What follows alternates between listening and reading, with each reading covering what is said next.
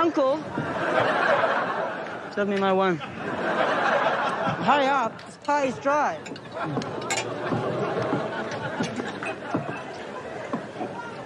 Good. He's washing down. It's nothing.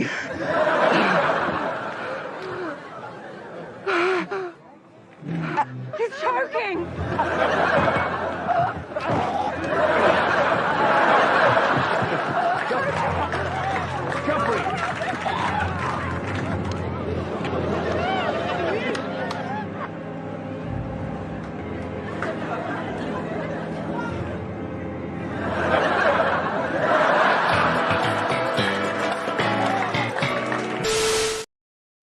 Thank the gods for Bessie and a tit.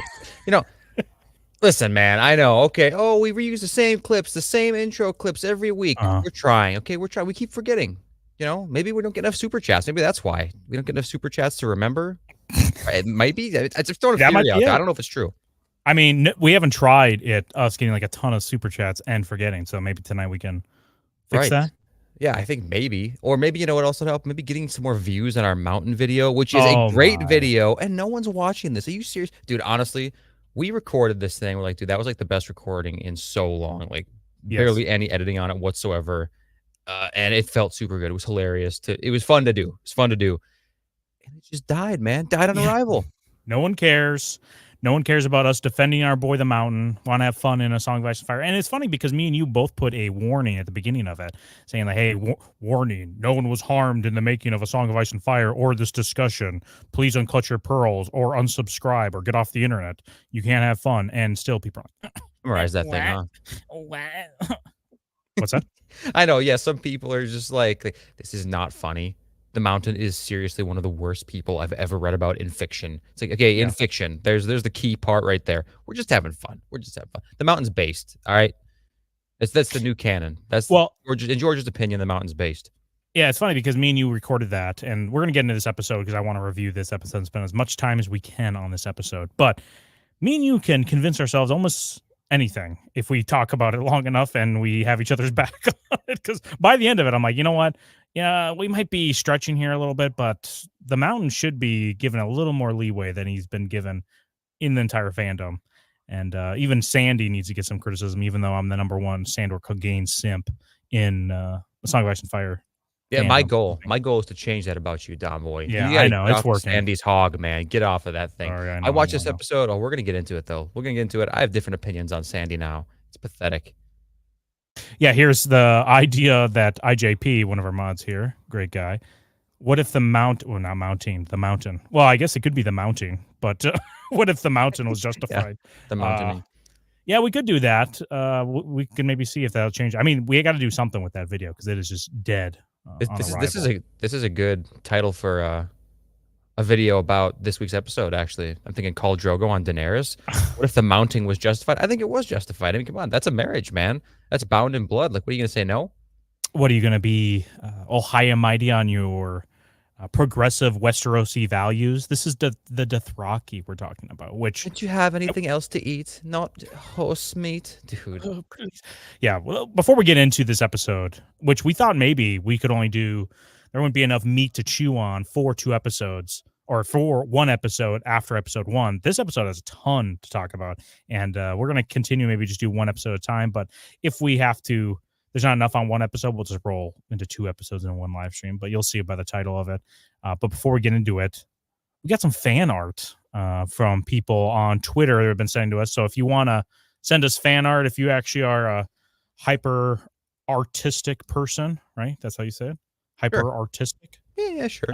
Whatever. You can send it to us on x.com or Twitter, whatever. But we had one of my favorite segments of all time. Macho Man Barristan Selmy.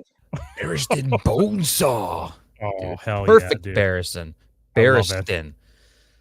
I mean, even if listen, if I could change one thing about Barristan, even if it's not to Bonesaw entirely, which is my dream, he would at least be this jacked, right? Like, I want to see Barristan cut off armor, right?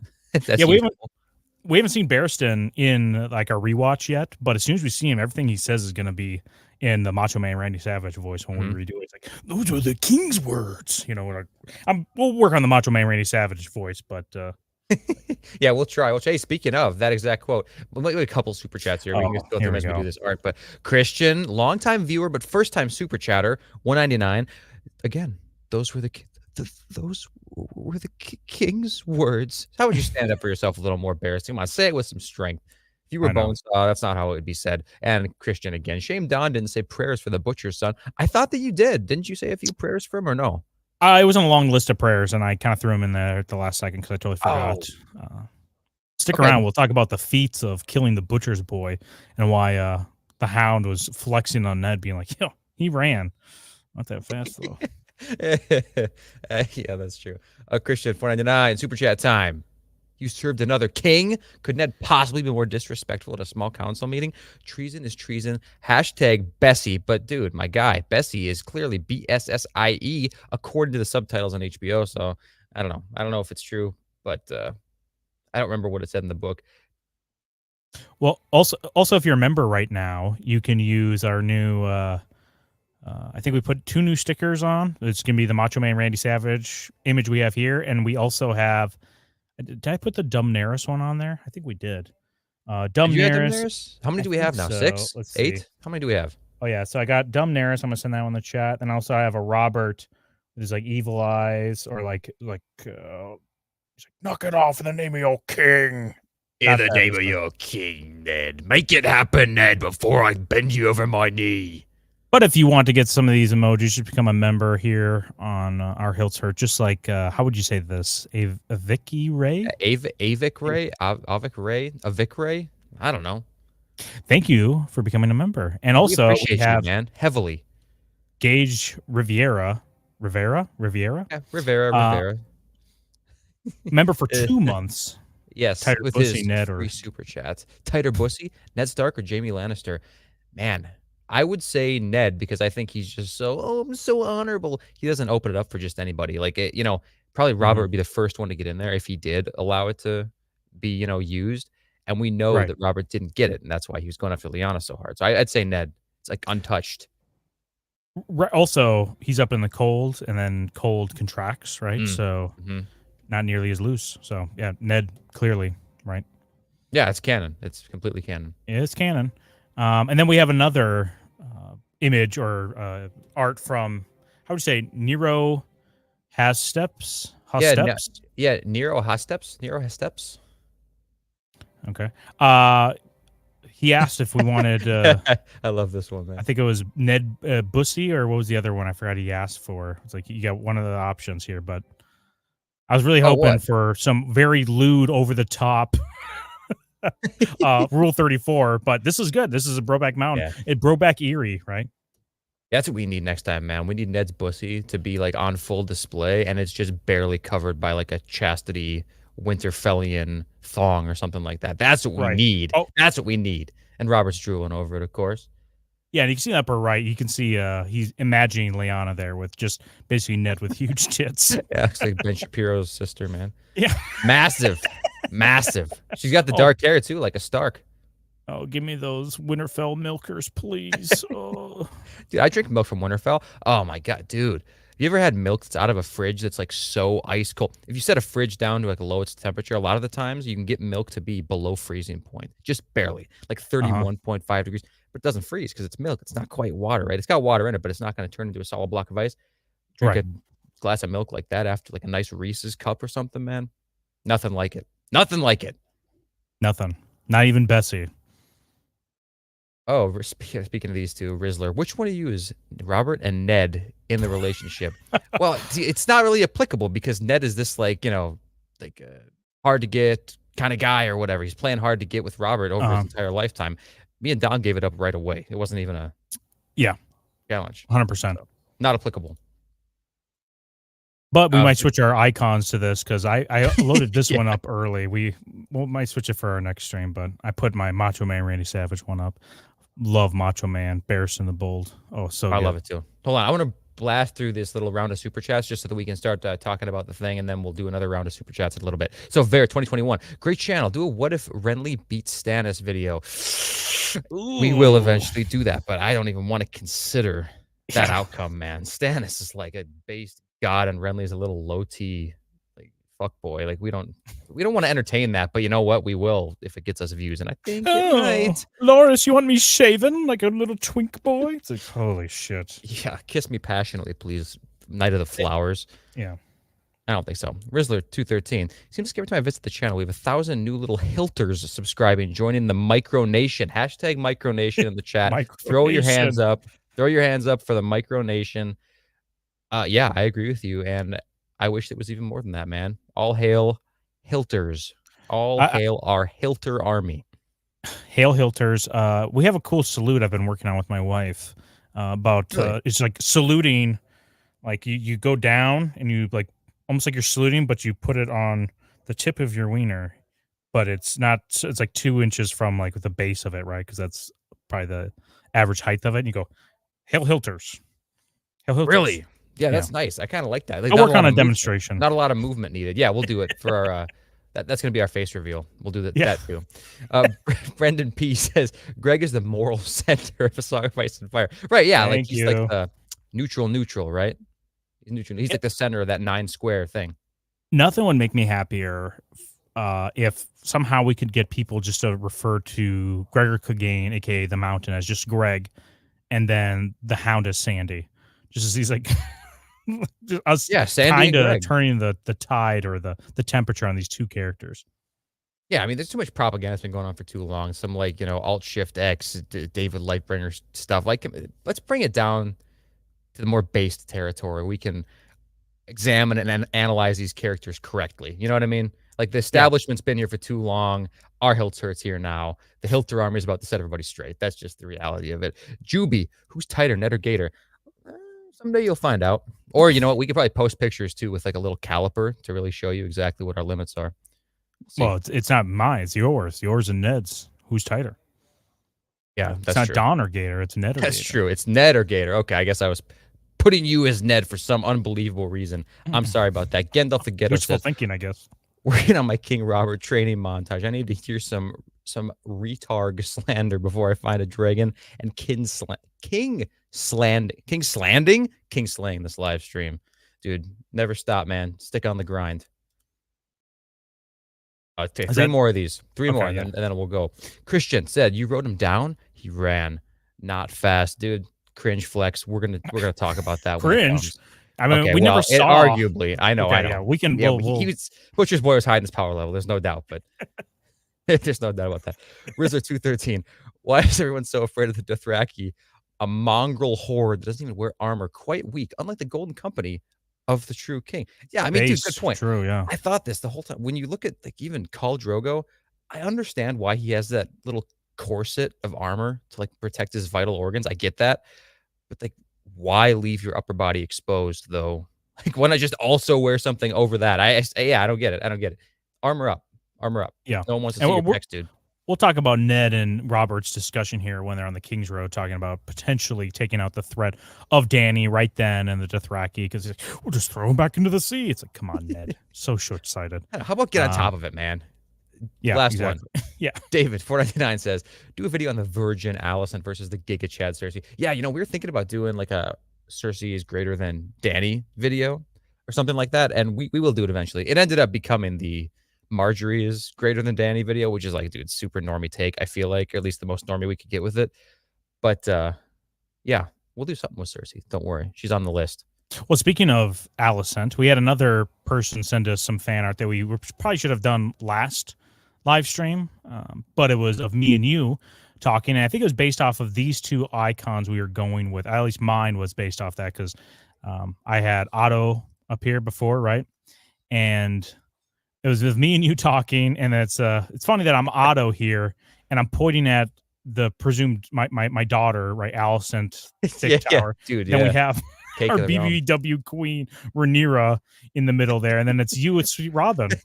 Where are my milkers? What's going on, man? How's he gonna get his nourishment? Maybe you have a little nipple down below that he's sucking on. Sweet Oh, Robin, dude. that's not milk. Please stop doing that. The forbidden nipple. No, I Yeah. like this though, man. Yeah, it's so good. Yeah, and you can see our logo in the background. I dropped their Twitter handle or their Twitter link also in the chat if you want to follow them. But yeah, if you send us fan art on Twitter, we'll show it hopefully on our live streams as long as we remember. So keep on sending. We love it. We love it more than anything in the world. Okay, let's get to the episode. Well, actually, before we get to the episode, we got a couple more other things, right? Yeah, we have these images that just dropped from House of the Dragon. I think they're promotional images, and this one on the left of Rhaenyra. This is very similar to the one that they used for the season 2. The Alicent one looks great. She looks amazing and everything. Really good. But this one of Rhaenyra is. Yikes. Yeah, she looks like a dog. She looks like, rough. It's a dog. It looks horrible. That's the only one I've seen. I haven't not seen this Alicent one till right now. She looks great, man. She looks amazing. And she usually does. Rhaenyra, man. Holy shit. What are they doing, man? Why? I'm not surprised they didn't use this. Why'd they release it? Yeah, I don't know either. Man. Character. Yeah. Not even character assassination. I don't know what you want to call it. Real life person assassination. Look at that chin. Yeah. The chin, the nose. Like Henry Cavill's chin. It's a very weird angle and maybe lens that was being used, so it looks very yikes. But yeah, Olivia Cooke looks great in this, so as all Hightowers do, and Team Green always looking great. I would love a sex scene between Otto and Alicent. Just might as well just do them justice. Give us what we want. Show us, give us what we want. All the people want it. It's all over X. It's all over Facebook groups. Everybody wants to see it. Just give the fans what they want for once, please, Ryan. Please. Please, I know you want to put Olivia Cooke in almost every scene for whatever reason or every episode. Just give us the sex scene between her and Otto, please and thank you. Also, last live stream, I was trying to find this image and you berated me. You're like, "There's no image, Don, of Robert." You to me afterward. Let's of see it Robert. Yeah, here we go. So this is a picture of Robert without his beard, or at least the front part of it. He looks like Roderick Castle or Cassell, the one bodyguard for the Starks. Yeah. Look at this image. Isn't this like it's so horrifying? Weird. Yeah, this looks like a screenshot, like a behind the scenes of like a scrapped like Braveheart sequel or something like that you'd see. Yeah. Some random member of an army. This looks horrible. He looks really, really bad. At least, well, I shouldn't even say that. He looks okay. It does not look like King Robert Baratheon, No bueno. Yeah, it just goes to show you that facial hair is the makeup for men. And if you just, trim up and take some sections off, you can really make somebody look like a dog or make them look great. Because I think Bobby B or I'm trying to remember the actor that plays Bobby B. I think he shaves off this part of it so that way you can put like the makeup and the consistent like big poof in front of his face the entire time. So I mean, it makes sense why it's not there, but yeah. I was like, speaking of a fucking dog, you give Rhaenyra in that one picture, you give Emma Darcy's chin, throw that bad boy on here, and suddenly this is Robert Baratheon, a Giga Chad. Oh, yeah, look at that. Take that chin right there. Just copy, paste. There you go. Holy, yeah, there you go. There's our man. Yeah, it's hard to believe this is the same guy that we see later on in this episode who's great and he's chewing up the scenes. Mostly love Robert in this episode. Mostly just when he's talking on the King's Road. As soon as he's in a room with his wife, then he just drops like 100 points for me. I love it's true. But I love when they're having that deliberation or what. We'll go into it when we get to the episode here. Let's start this talk, man. Let's do this. Yeah, also, I need to put this up? Spoilers. Someone commented on our last video, like, you're spoiling it. I'm like, yeah, it's like 10 years. It's almost that has to be a troll, man. No way. Maybe. I don't know. I would like to think it's a troll, but based off some people's reactions and maybe not even liking our content when it comes to the mountain, there's just a lot of low IQ people out there. Oh, I know. The comments on the mountain video. You guys are just forcing all these jokes. This is a troll page. It's troll. We're literally not trolling at all. We're literally not trolling at all. All right. Yeah, we'll embellish, but we're not trolling.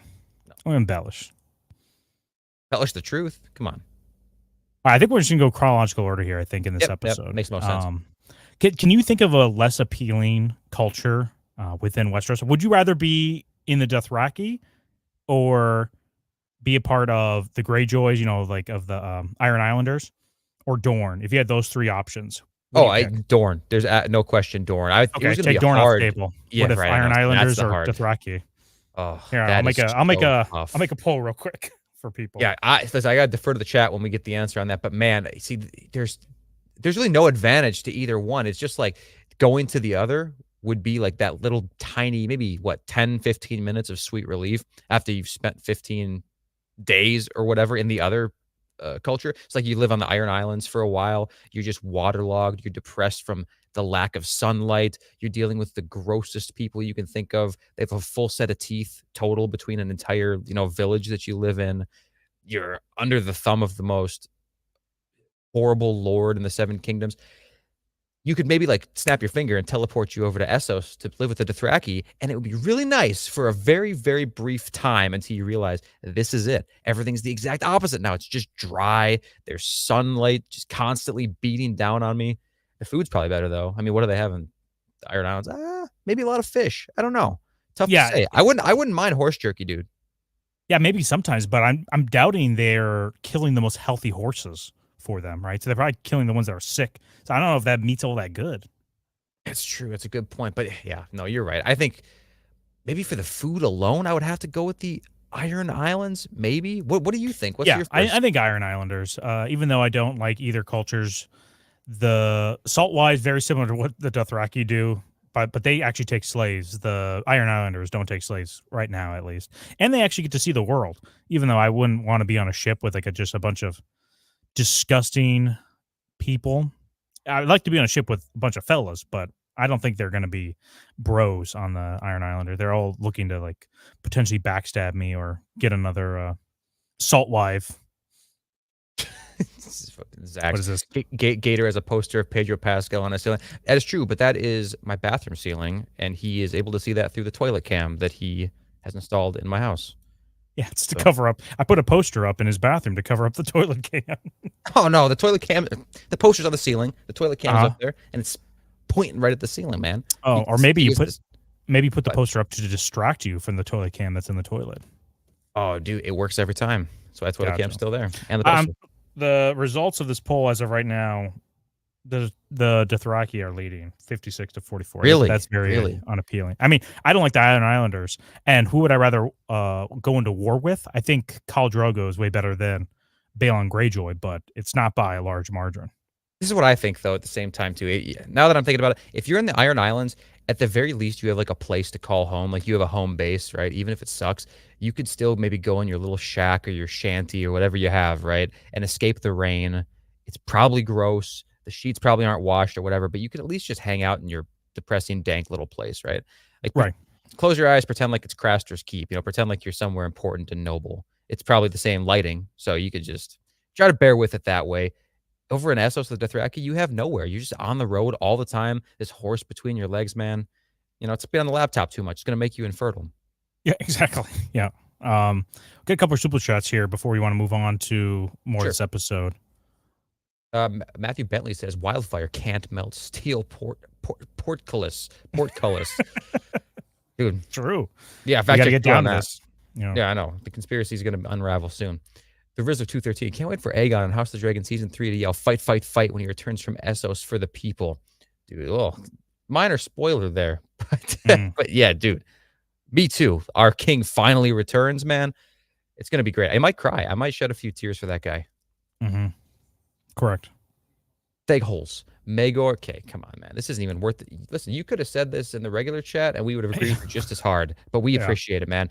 Maegor has got to be the coolest Targaryen name. No doubt. No doubt.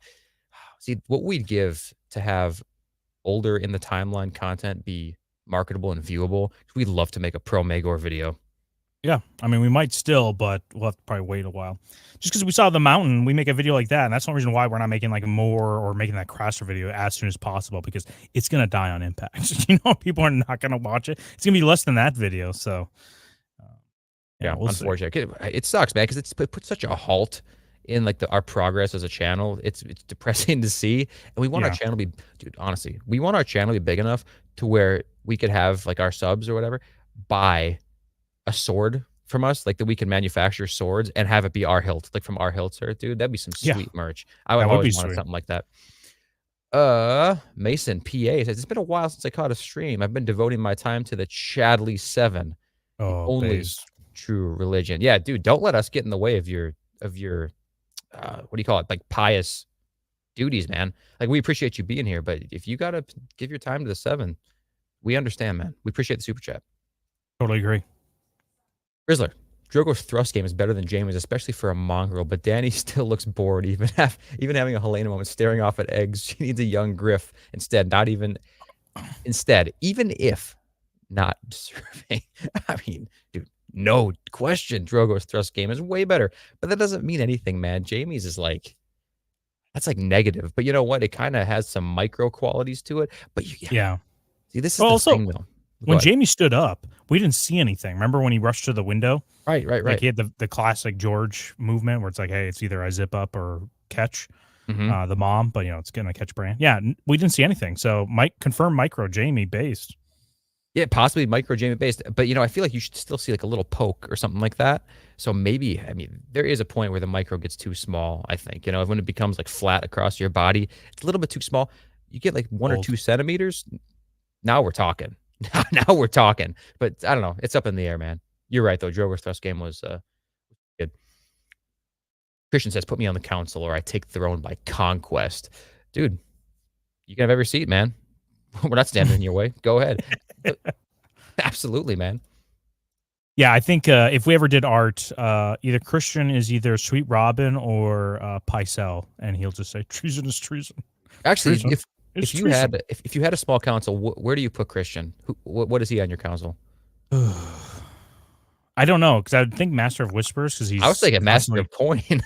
oh, that's true. Yeah, I guess. Yeah, Master of Coin is the. But if that one's off the table, I was also thinking Master of Whispers. I kind of like that too. Master of Ships. It's like I just don't see you as a sailor, Christian. Sorry. Master of Laws, no. Master of Coin. Yeah, there you go. Right. I think so. Or Whispers. He's good with the words. All right, Nora says, thanks for the super chat, by the way, Nora. Just wanted to send this as a thanks for the great videos. They make work go by quicker. Also, don't need to answer this now, but if you guys are watching Rings of Power, no. Season 2, I honestly, I will eventually do it probably when it's all out or something. I would watch it now if we were able to do content on it. And I thought for a while, maybe we'd be able to kind of dip our toe into maybe just doing a live stream or something like that every week about Rings of Power, just to kind of branch out a little bit to other fantasy stuff, but there's no way. If the Mountain, a popular character, can't even get views, there's no way anybody's going to watch us talk about Rings of Power. So, or at least not this audience, and it might just die on arrival. Anyways, but Rings of Power, I might watch it after it's all out, but I'll probably watch on 2 speed like I did season 1, which made it a lot better than it actually was. I also did that with Witcher. Was it Blood Origin? Blood Origin. Yeah, I watched it on like 2x speed. A lot better. Not good, but better. That was probably the worst. If anybody hasn't seen it, watch The Witcher Blood Origin sometime. That might be like the worst fantasy thing to come out in like our adult lives, I guess. So like the last 10 years. If you ever want to experience like spiritually your balls being flattened, then watch all of Witcher Blood Origin and you'll probably get the gist of it. Right. Okay, we have a couple more super chats, but I'm going to not read them yet. We'll come back to them. Okay, so disappointed by this poll result here. Serious Dothraki. Dothraki wins it with 59% of people liking them more than the Iron Islanders, but I guess just a personal preference. What'd you think of this beginning scene here of Dany just like, oh, I got horse jerky? It can't be that bad. No, it cannot be that bad. I bet it would honestly be fine. Maybe if it's not salted quite enough, but it has to be salted. I mean, otherwise it would go rotten. Right. So I bet that's, if anything, it's probably too salty, which if you're like in a dehydrated state or whatever, and you get some water right afterward, that sounds great, man. This would be great. Get a bunch of energy, get that protein, plus low-ass calories. Your insulin's not spiking at all. You're getting a great cut in here, man. She's going to be lean and mean and ready to please Khal Drogo. How do you think they all stay in such good a shape, man? It's all about the horse jerky. And Jorah laying on this cringe lore about the Dothraki. He's trying to explain everything to her. He feels so smart because she knows nothing, and she's eating it up. He is rock hard after giving her this lore that no one cares about. And then he watches her hawk to this horse jerky or whatever, and he's just biting his lip. You could see it. I wish I would have told you to get the screenshot. I totally forgot about it, but he watches her eat this. Yeah, he's like, oh, please. I would let you bite it. If I could just have it, I'd let you bite it and spit it out too. Front with the molars, rip it off. You didn't like his little information dump on ghost grass and what the Dothraki believe, how the world's going to end one day? You didn't think that was informative at all? That was informative. I thought it was irrelevant. Who gives a shit? It was definitely informative if you care about that stuff, but I don't. Yeah. It's such a primitive culture. I kind of wonder what goes through Daenerys' mind right now. Do you think she thinks at this point that she's going to be married to Khal Drogo like forever? Is that something that she thinks right now? I have no idea what she's thinking. I think if we use any of our analysis that we've used previously on Dany, she's probably not thinking anything. She's brain dead. She's stupid. She has Right. nothing going on up there, which is one of my favorite videos. Again, our Dany is dumb video where we talk about how dumb she is. Season 1, even though she's basically an adult in the same age of as Rob, as John, she acts way worse than him or them in every way. But Jorah says here, it will get easier. How does he know that? How can he even say it with any sort of confidence? He's never been a woman, Right. being married. Also, knows very little, I'm sure, about the Dothraki. You know, he's not an aficionado of it, like what do you want to say, person, a liaison between their cultures, right? It's not like, oh yeah, I've been embedded with this culture for a while, so I know a lot about them. He has no idea what he's talking about. He's like, it's going to get easier. No, Jorah, for all you know, it's going to get a lot worse. Right. Oh, I know. And you know what's funny about that too? Like, so I watched this show at first watch. This is like 10 years ago now, right? The first time I watched this show, I had no book knowledge whatsoever. So when you come into this, you see Jorah, you kind of do think he's a liaison almost when you first watch this show. And as time goes, you realize obviously he's not. And if you read the book, you know he's not. But yeah, it kind of comes off that way at first watch. Like, oh yeah, he knows all about this stuff. But whether or not he does, it doesn't matter. I don't think it matters whatsoever. I can't stand how he is with Daenerys, man. I used Yeah. to kind of like Jorah again on the first watch through, but just Mhm. actually looking at what he does, it's the worst. And I hate Dany as well. Well, his next move, he tries to get Vizzy 3 out of there. He's like, oh, don't you know in Pentos, we're not that far from Pentos. If you want to go back and chill there. And Vizzy 3 is like, no, I'm not a bitch. I'm going to hold Khal Drogo accountable to his agreement. I'm going to get this army. And the more he hears about this deal, the more he feels like he's screwed by this because, oh, he's going to, I mean, we don't talk about it here, or, you know, Khal Drogo doesn't say it here, or Jorah, but that it's whenever he feels like wartime, like whatever the moons line up or whatever, like, dude, are you fucking serious? Well, was this not in like the fine print of this detail or of the agreement here? Exactly, dude. Vizzy 3 is so based here, man. He's so based here. No concern with like comforts or luxury or whatever. Meanwhile, Daenerys is over there. I just wish I had a bed to lay in, and I wish I had some delicious, fattening food. And he's just like, I don't care about comforts or luxury. I don't care about fuck Pentos. Who cares? Yeah. He's purely on that grind. He's like, I'll, go through whatever rigors and challenges I have to put me on the throne in Westeros with this army. I signed the contract. I paid my end. I had to give up my sister. You know how hard it was for me to give up my sister, who I love, to My this beautiful savage? fertile Oh, dude, sister. my beautiful fertile sister. I tested her myself. I gave her a complete test drive. Uh, and then, but also too, when he asked Jorah, like, "Hey, what does Ned Stark want you for again? Like something about slavery?" And he's like, "Oh yeah, I tried to sell some people off my land. They were poachers. They were criminals who were Yeah. disenfranchising me. I sold them as slaves, and I got punished for it." And Vizzy 3 literally laughs at it. He's like, "Dude, under my rule, no one will be punished for that shit because it's bullshit. They were disenfranchising you. They were the aggressors. You do whatever you want to them." Extremely based. Extremely based. Yeah. Yep, Vizzy 3 looking like a good guy, and on the rewatch, George just looks like a guy trying to get every person that possibly could be a external force that pushes Dany away from him away. He's trying to, basically isolate her from everyone else but him. So Jordan not looking good, Vizzy 3 looking the best. Micronation, baby. Let's go. Hashtag Micronation. Throw them up in the chat, guys. Micronation, rise up. Rise up. So stupid. Okay, so the next scene we see here is Tyrion with the dogs. Very dog-themed episode, I think, right? Yeah, and I listen, I kind of like him sleeping here. There's nothing wrong with that. I mean, a bed is much more comfortable, but I'd rather see him with a bunch of dogs than with a bunch of whores. Honestly. Yeah. Like whores, super cringe. Dogs, love dogs. More understandable. Yeah, how long do you think Joffrey was sitting there waiting for Tyrion to wake up? Just like such a weird scene where it's like, I'm just watching you wake up. I don't know. I just thought about the logistics of that. I was just, yeah, well, you're just waiting here for like 30 minutes. Was it, you just get over here? Or how long are you waiting for me to wake up? Well, same with the Hound, right? Like the Hound's kind of Joffrey's protector. It kind of seems that way, but they're separated a whole lot. The way I kind of view this scene, or the way it seems like it's set up, most likely to me, is that Tyrion's sleeping, right? The Hound is just standing here, like maybe guarding Tyrion or something. Like, who knows? That's the confusing part to me. And then Joffrey happens to walk over as he wakes up. That's how I saw it. I don't think Yeah. Joffrey's waiting. I think the Hound's waiting, which has me question the same thing. Why is the Hound waiting here? Who told him to do that? No one told him to do that. He's choosing to do it. Why? No idea. There's a very Larry David-esque, I'm going to say interaction. No, Joffrey just has a Larry David-esque view of the situation when when Tyrion is telling him he needs to go give his sympathies to the Lady of Winterfell. He's like, what's that going to do? Why do I need to give my sympathy? It's not going to make him feel better.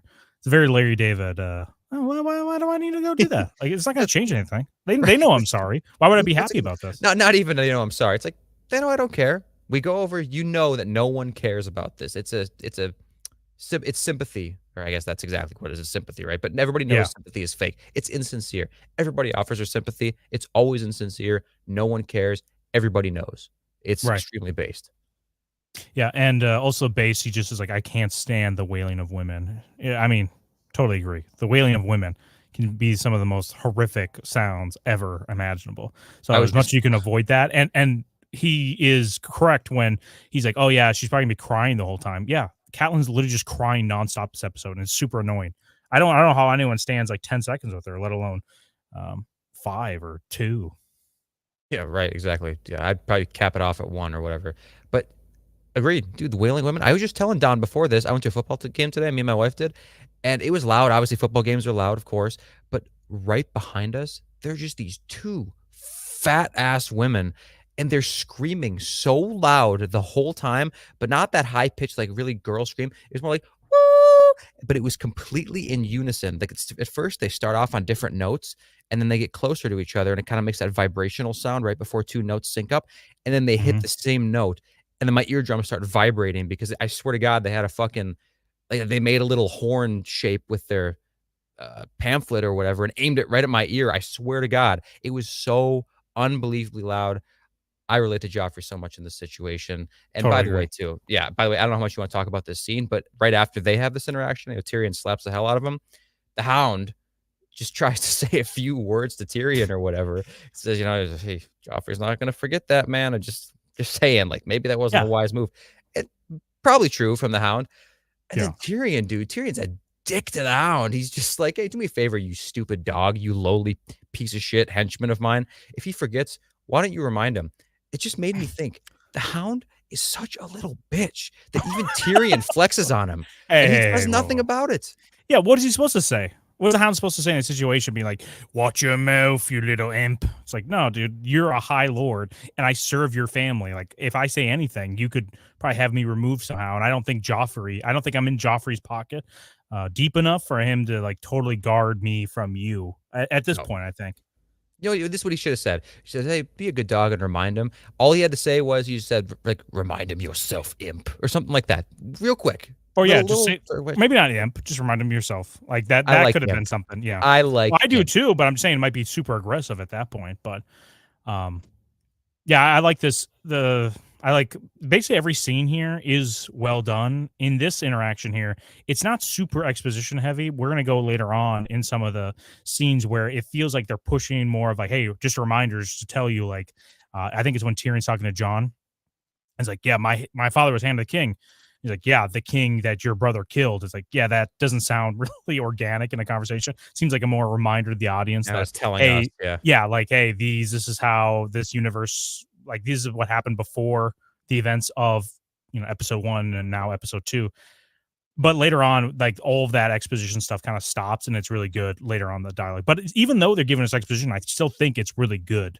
The scenes they are giving us in. But this scene doesn't have any exposition in it. Just kind of sets up the relationships, shows us the dynamics between Tyrion, Joffrey, the Hound here a little bit. I love it. It's really good. And I love any time an imp, a dwarf is smacking a kid. I don't look at my search history because it might be filled to the brim with that. Yeah, terabytes, man. But I'm just saying, Tyrion, he wouldn't be talking to the mountain the same way he talked to the Hound. All right, he would. All right. Hey, let's go through some super chats real quick. Catch up on that, and then we'll go with I think the rest.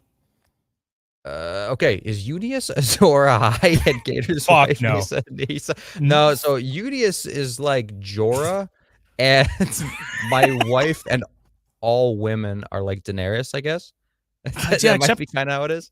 Yeah, it's almost like Jorah, if he was like, if everyone else thought he was a simp for Dany, but he really wasn't, right?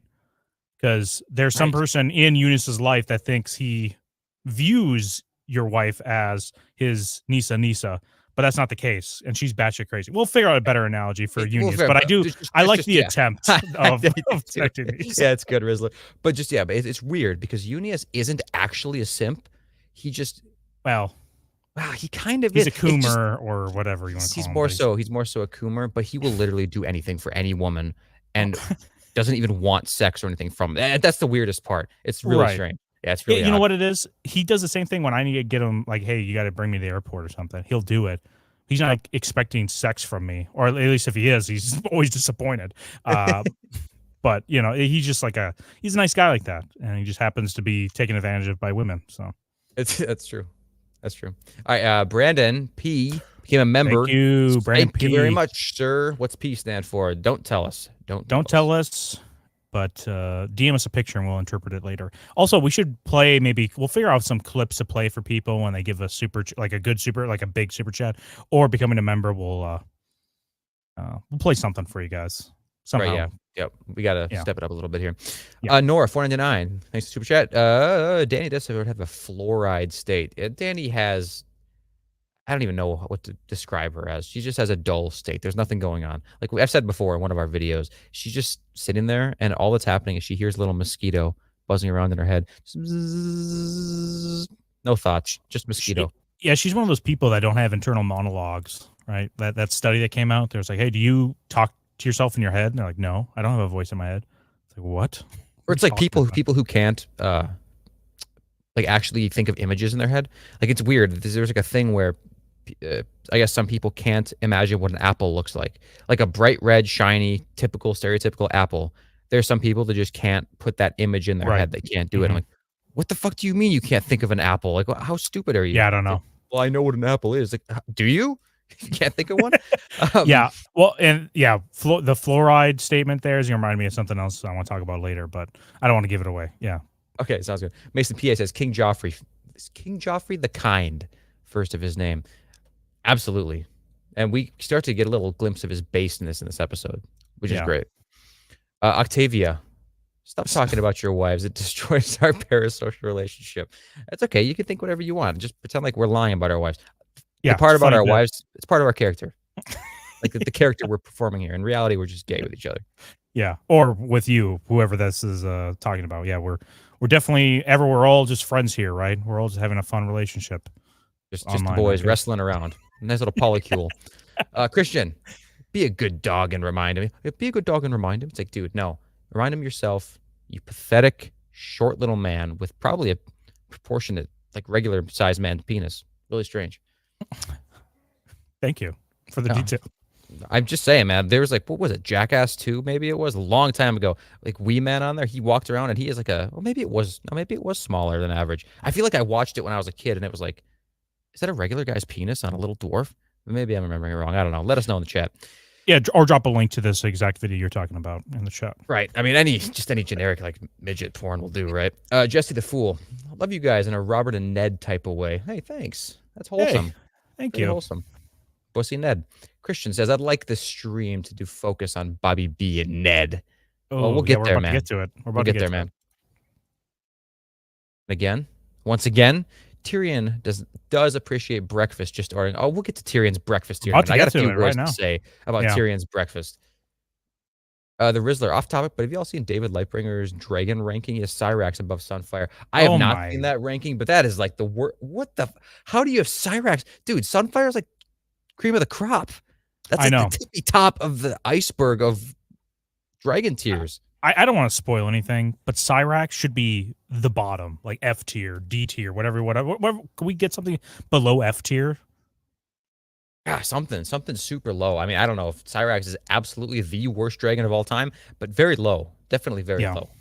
Cyrax is burning in the 7 hells for her performance. I think it's just a her, right? Cyrax? Yeah. Hey, Rizzler, let us know. Just I don't want to watch that video. Let us know what like David's top 3 dragons were. I'm just curious what they were. Yeah, I really don't care about any of his opinions. He's super cringe and a Satanist, which is like, you'd think Double Jeopardy he'd get out of it, being cringe and a Satanist, but you'd be wrong. Yeah, it's like multiplying 2 negatives, right? Copa. What's up, Copa? By the way, dum-dums, hit the like button. That's the payment. That and the super chats and the memberships. Do all of it. I seriously, how hard is it? Come on. Little Come click. on, guys.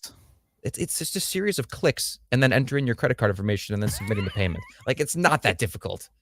Just take the picture and send it to us on Twitter too. I'll drop our Twitter link. Go ahead, just send us your credit card information or buy some gift cards. Right? You'll be getting messages from us if you follow us on Twitter to be making or purchasing gift cards. So just follow that; it'd be very helpful for us. Absolutely. All right, let's move on. All right. So the next scene we see is the breakfast here, and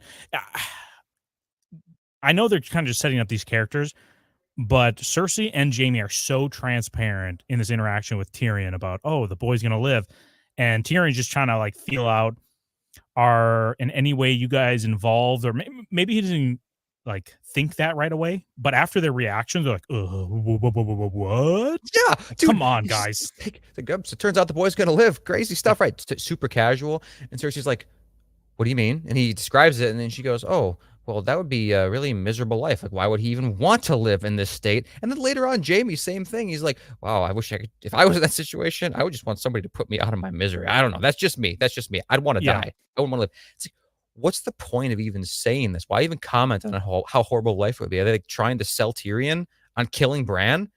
Like, yeah, do they think Tyrion's going to go do it? I don't understand this. What's the motive here?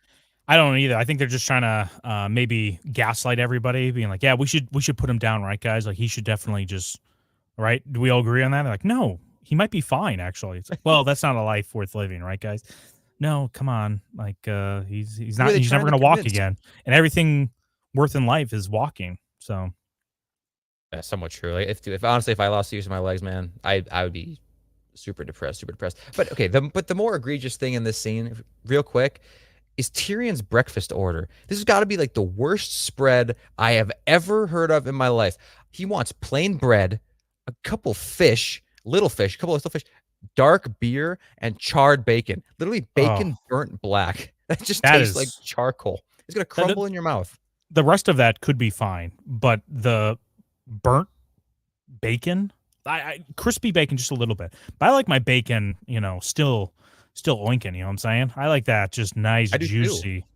Absolutely. You don't know you overcook it. Burning it black is unneeded. I like my bacon almost like kind of like cooked like ham, almost a little bit, like you say, a little tiny bit more than that. But I like a certain area on my strip of bacon will have a little bit of crispness, but the other half, the more fatty half, that's still going to be somewhat loosey goosey and like dripping with fat or whatever. A charred piece of bacon that's just pitch black, that is disgusting. And no, I disagree with you on the bread too. Bread, fish, and beer. That sounds disgusting. That sounds gross, especially when you wake up right away in the morning. You know what I want to eat when I wake up in the morning? Maybe like a couple sausages, couple eggs maybe only. I'm not a big breakfast kind of guy. And if I am, I'm definitely not going to have fish right away and beer. This is just... I could do a beer, eggs, and bacon. That I could be fine with that. But burning it black, ooh, maybe not. Black bacon should be illegal, says Jay Nate. I totally agree. But then also we have big nut. Burnt black bacon is amazing. No, it's not. You're about to get banned, Big Nut. This is your one and final warning about your burnt black bacon take. We're not going to tolerate that here. No. Anything else you want to say about Tyrion in this scene? He talks about going up to the wall. Would you want to go see the wall? You're this close to it. Would you go see the wall, or would you just head back south? Oh, absolutely. No, this is base Tyrion now. So he started off cringe with his breakfast order, and then it went to base Tyrion. And he's totally right for fighting for it, too. It's like, dude, the biggest monument, basically, the biggest structure built in Westeros. It's amazing. And wanting to piss off it, 100%, I'd piss off that thing, too. 100%. And knowing, too, that your piss is just melting a little tiny segment of that wall, it's beautiful. I would, of course, want to see that wall. I'd rather put my DNA up there, if you know what I'm saying. So then, like, a part of me is always up there. Yeah, but it's just so much work, man. Like trying to get a moment alone and then like do it as fast as humanly possible. And that's true. And you wouldn't want to do it the Loris, or not Loris, what am I saying? Lionel, or not Lionel either. Larry's strong Larry's, way. yeah. Just put in your pocket, just do in your pocket, then you just go up the elevator. Like, oh, don't mind me and that smell. Definitely not me with a pocket full of DNA. Don't worry about it. Right, that's true. Well, that's actually, maybe that's a little beautiful, right? It's kind of like, what am I trying to say? Scattering somebody's ashes after they die. Right. Right? Except it's like life. Human. Yeah, it's life. It's humans that aren't even born yet. It's like the exact opposite. It's like a human circle of life kind of thing. I like that. It's beautiful. But I mean, he could go see. You want to talk about more impressive architecture? I think the high tower is way cooler than the wall, which I'm sure he's a lot closer to being down in the Westerlands. You go down to Old Town and see that. I'm sure that's way cooler than the wall. Wall's just longer, but the high tower. I agree, and the climate is way nice too. You could definitely appreciate it more. Like not even just the tower, but the structure beneath it, like that ancient structure. No one knows how it was built exactly, with all the labyrinths in it or whatever. That is super cool too. But for some ungodly reason, D&D, Ryan Condal, and even George R.R. himself, they won't show us Old Town to save their fucking lives. I don't know what their deal is, man. I like this interaction here at breakfast, but it's just so much sarcasm here. I also love this face that Jamie's making. I do too. But when people say sarcasm's a second language, this is what they mean. And I usually hate that line whenever it's like girls on their dating profiles. Like, I like having a good time hanging out with friends. Sarcasm, very fluent, or second language. Like, shut the hell up. You have no idea what sarcasm is. This is like underhanded sarcasm. Like, Tyrion says, I love, like, what was his line? He's like, you know how much I love my family. It's like, ugh. Yeah, I don't know, Tyrion. How much do you love your family? I think he loves individuals, but he doesn't love his family, right? Yeah, that's true. Well, I think he loves Jamie. That's about it. And maybe he likes Kevin. I don't know. I don't know what his relationship is like with Kevin, but I love Kevin. So if I love Kevin, I can just claim that Tyrion loves Kevin if I don't see anything contrary or whatever. But that's basically confirming right here that Jamie had something to do with Bran's thing, right? That's just, this whole scene is strange to me because of like how much they want each other to know about the situation, how much they're willing to reveal right now. Like, what's the benefit of revealing this to Tyrion, I guess, unless they really think that Tyrion has no clue and that he will reveal things if he doesn't know that Jamie and Cersei are involved. But then at the end, he throws in that little, casual, yeah, you know how much I love my family, which really heavily implies that he already knew that Jamie and Cersei had something to do with it. So it's definitely just overall strange interaction. Yeah, I totally agree. But the scene overall is good, especially when he's just being so crude in front of Tommen and Marcella. They're like, okay, kids, let's go somewhere else. We're going to talk a little bit more here. The next scene we get is of Cersei going up to Catelyn's quarters there, or I should say Bran's quarters. And dude, I would love to be in Winterfell. Look how like cold these women are. It's like t-shirt, like temperature up there if women are covered in blankets.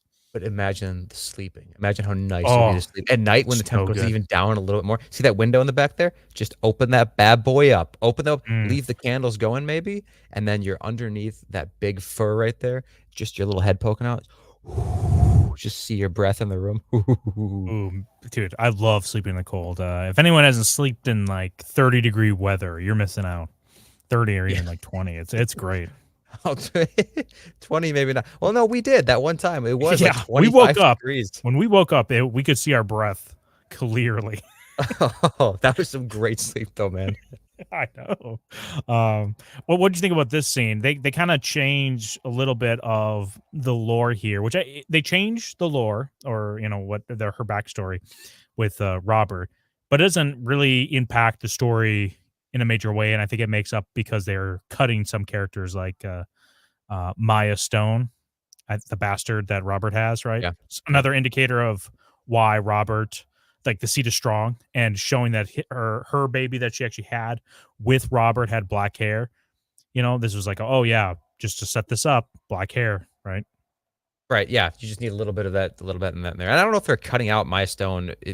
Maybe they don't ever reference her, but do they ever explicitly say that she's not there? It's kind of, she might exist, right? Like the Edric Storm thing is different. Like that's like for sure he's not a part of it because he'd be like a big player. With like how much they emphasize in this, like getting rid of Robert's bastards. If Edric Storm was a known thing, oh yeah, that would be a big deal as a man, right? Like maybe if there was a known female bastard, it wouldn't be that big of a deal.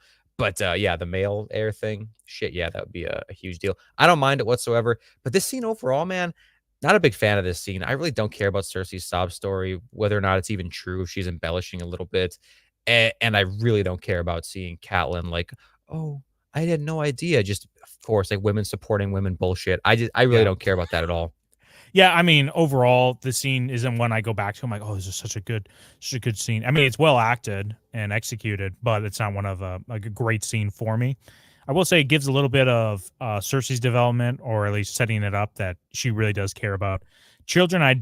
Do think, even though I don't know, I think after the scene, Cersei isn't looking to kill Bran, possibly after seeing like Catelyn's face. I think in a vacuum, as she knows like her head's on the line, she would want Bran dead.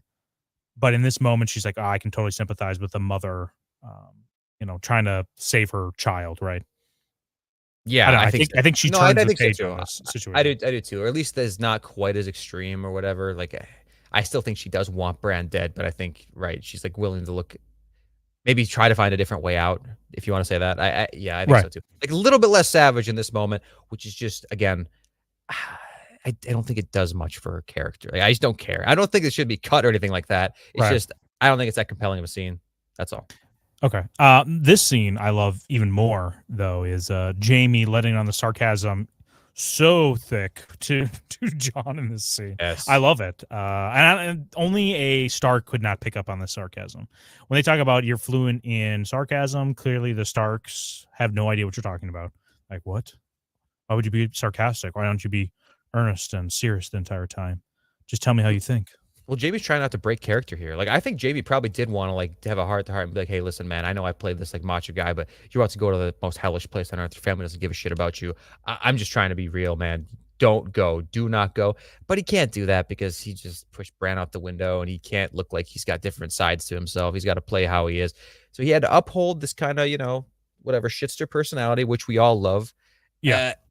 And he said it, like, he delivered everything he needed to John. He told him, man, and it definitely shook John. Like, it got him started on this whole thing. And later on, we see too when Tyrion, we'll get there, but I guess just to sum it all up, Jamie and Tyrion are the only two that really care about telling John the reality of the world. And I they know. realize, both of them realize that he has no idea, and they realize that no one has told them prior to this too. They fully know.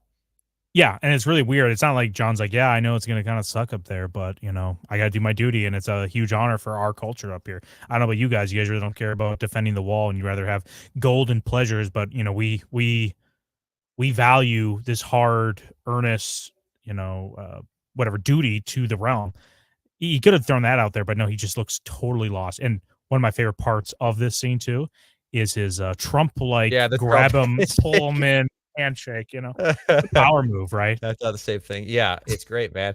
Oh, real quick, I got to say this about a handshake. It reminded me of it. So at the game today, right? Went to a football game earlier, and my Flexing wife's on me. my wife's relatives were there Mhm. from they came visit from California or whatever. And there's two guys, two cousins, and then their mom or whatever, which is also my wife's cousin, I guess. Just whatever. First cousin versus no, hold on. Second cousin versus second cousin once removed, right? Okay, that's like the relation. Anyway, Sure. these two guys, I shook one of their hands, normal handshake, like, yeah, really nice. Second guy, really pathetic handshake, just Oh weak, yeah. absolutely embarrassing. But he was the bigger guy. He's got like a big square head, square jaw, definitely is no stranger to the gym. And he just had this little soft handshake, oh, hey, how's it going? I mean, he didn't sound like that, but that's what the handshake portrayed to me. I need a Yeah. big, powerful handshake. Ideally, I go in for like Jamie for the pull, and then the other guy goes in for the pull as well. And then Yeah. both of our bodies just bump into each other. Like, that's my dream. Or your That's my hands dream. slip and then you go in and you touch your guys' lips together by accident, right? Look, how sweaty are we? You know what I mean? My hands Yeah, aren't that that's sweaty usually, I'm but you're right. saying. That's Yeah, the I real don't know. dream. I mean, that's ideal situation. Just Right? two alphas, in the same room. How do you go wrong? How is John in any way alpha to Jamie? He's not. But like, look at the height difference here. Yeah. I don't know if this is just an accurate depiction here, or they're just trying to make John look shorter in this scene, or is Kit Harington just a manlet because Jamie's towering over him? It wouldn't surprise me if Kit Harington's man. I'm gonna look up his height right now. And not only does he look shorter, Go he to looks just overall KitHarringtonHeight.com. Sorry. height.com. Yep, I way ahead of you. But he looks smaller overall. Like, look Yeah, at Jamie's head, looks way bigger than his. he does. He Yeah. looks like a big man. Yeah, dude, Kit Harington, 5'8", 5'8". Come on. What's Yeah, Jamie's name again? He has a weird name. Something Craster. I think it's Craster. Yeah. Nikolai Oh, something. yeah, I know Nikolai it's something. Nikolai. Let's see. Nikolai Craster something. Nikolai Craster Walder. Holy shit. Nikolai Craster Walder. No, it's like Coster Waldo or something like that. Craster Walter. Dude, how cool would that be? Craster Walder. While you're looking that up real Also quick, the I'm just lines. gonna say thank you. Somebody just big step bro with a great icon. I don't know what it is, but it looks quite great. Like the stream, you bar wenches. Yes, everyone like the stream right now. It's completely free and it really helps us out. So go ahead, like the stream, share it out to all the other losers like ourselves out there. All the micros, we got to unite. We got to stand together, because if we don't stand together, we will. I don't know, something. But we got to unite against the establishment of Song of Ice and Fire YouTube channels, which are the usual suspects, the usual cringe lords. We got to unite against them. So yeah. Nikolai Laj, whatever. Craster Walder, we can just say. Nikolai Craster Walder is 6'2", so he is a full 6 inches taller than Kit Harington, the manlet. Yeah. Okay. So yeah, he definitely is just towering over him, because that's the height difference. So, did you find them both on their height.com websites, right? Yeah. You know what? Before I plug this other website, let me make sure it still exists real quick. The classic, you're saying? Yeah, the classic. Yeah. Let's see. No, it's like a generic like GoDaddy site now. It's like linking me to a bunch of other shit. Damn, that sucks. There used to be a website Gator would always go to play the classic ArnoldHeight.com, where you could guess Arnold's height and Arnold Schwarzenegger. Yeah. Yeah, it was great. It was a website. I don't know how I first found it, but it was called ArnoldHeight.com, and you could play these like guessing games or whatever. It's like guess his height in this scenario or whatever. But it was great, man. It showed his height versus a bunch of different celebrities like Danny DeVito, and then it would show whatever. Well, I'm not even going into it. It was a good website. Let's not go into it. I think we'll lose people on that. If it ever comes back. Yeah, I'm going to go through some of these super chats really quick, and then we'll continue on here. So Christian says, Pycelle's debut in her episode, How Forgetful of Me. How forgetful of me, dude. Just wait. Also, on Pycelle's actor we love too, because and we'll talk about when we first get Pycelle, but he's the villain in Last Crusade, one of the best movies of all time. Yep, amazing. Literally, probably my favorite movie of all time. So, Ver 2021, the Dothraki are eating the cats in Westeros. They're eating the cats. They're eating the pets. They're eating the horses, the things they are literally using to transport themselves. They're eating them. Good base. Christian Copo, we answered to Jana, not you. Oh, dude, Christian, he's becoming self-sustaining. Christian's every member of my small council. Hide your wives. Yep, hide your wives, everybody. Wrath Sinful says, well, Bran also can't use his Wii, so yeah, why live? How do you know? Unconfirmed. I think you meant Wii as in like WIIs and the Nintendo Wii. Oh, like ba-da-da-na-na-na-na. Right, okay, that makes sense. He can't get on his Wii Fitness no more because his legs don't work. He can't use that awesome Fit? pad. Pad? That awesome pad that everyone literally had and used all the time. Everyone loved it. That's all right. He could always just put that. He could still wear the remote or whatever and swing it around his fucking wrist like a maniac, and then launch it with it through the TV like everybody did. For some reason, I don't know how that even happened. It was like an epidemic when the Wii came out. I never once threw my remote hands, at the TV. I guess. Yeah, pathetic. Just use the wrist strap thing, right? But no, you gotta get those Wii condoms on that bad boy. Listen, no joke. People shit on the Wii remote. The Wii remote and nunchuck is a great setup. Underrated.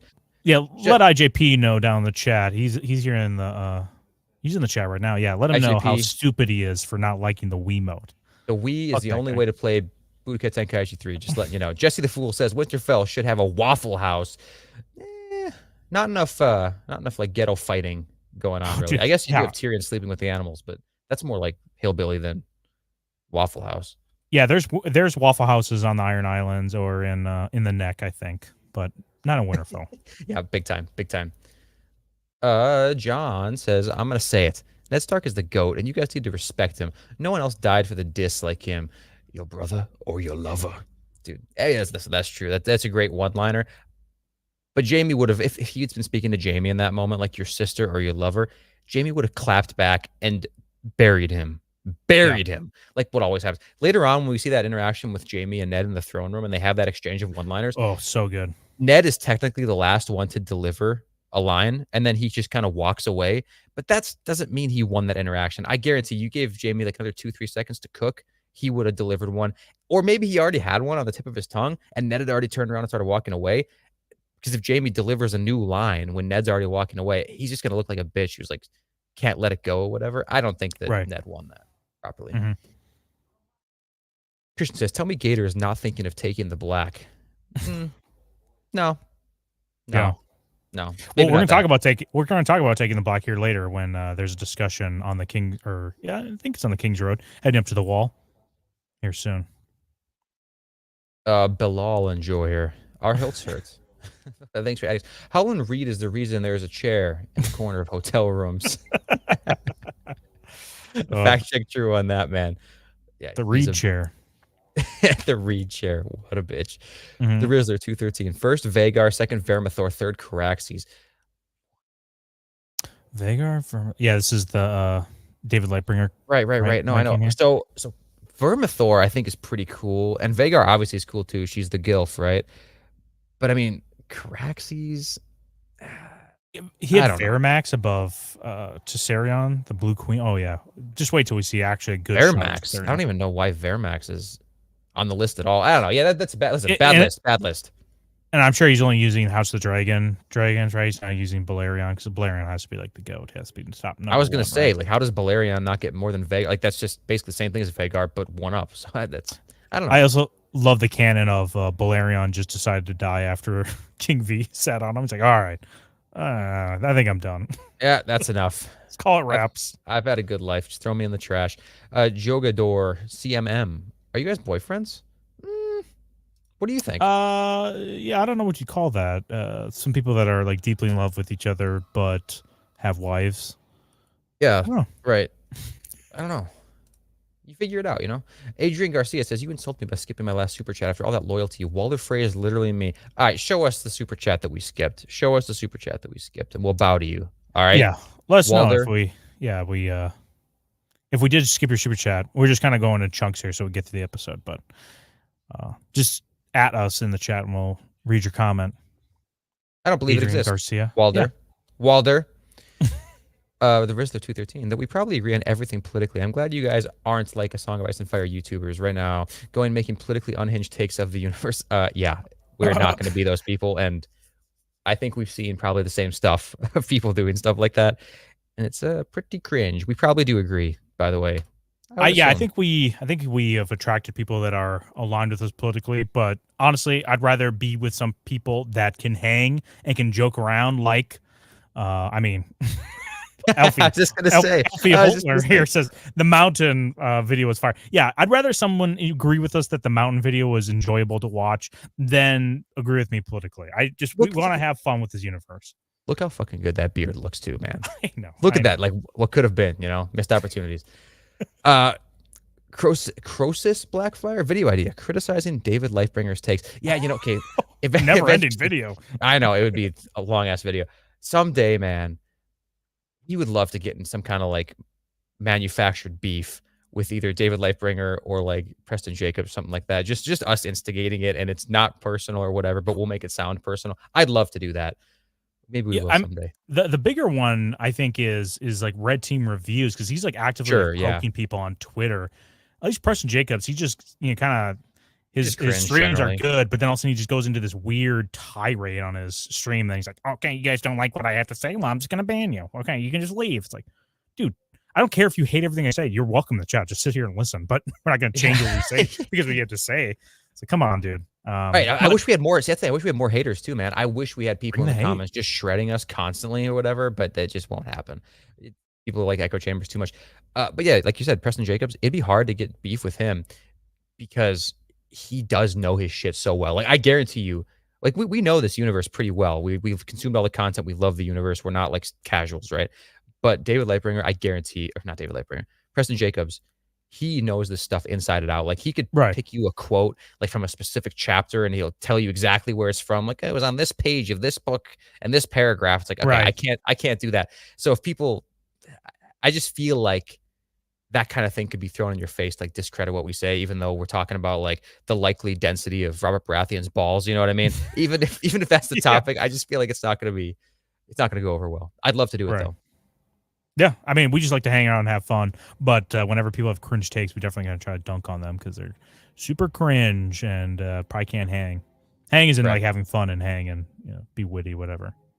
Yeah, hang in also as in self-deleting. So Nora says maybe you guys make a dragon tier list video. Yeah, I mean someday, yeah, we will on like an off week or whatever. We've trying to do like every other week something that we know will get at least moderately successful things, and then the off week just something we want to do. So yeah, we could definitely do that at some point. Hey, go through the chat here a little bit. I got to make a call. My dad's trying to call me for the last like hour, so he Again and sent me again. messages.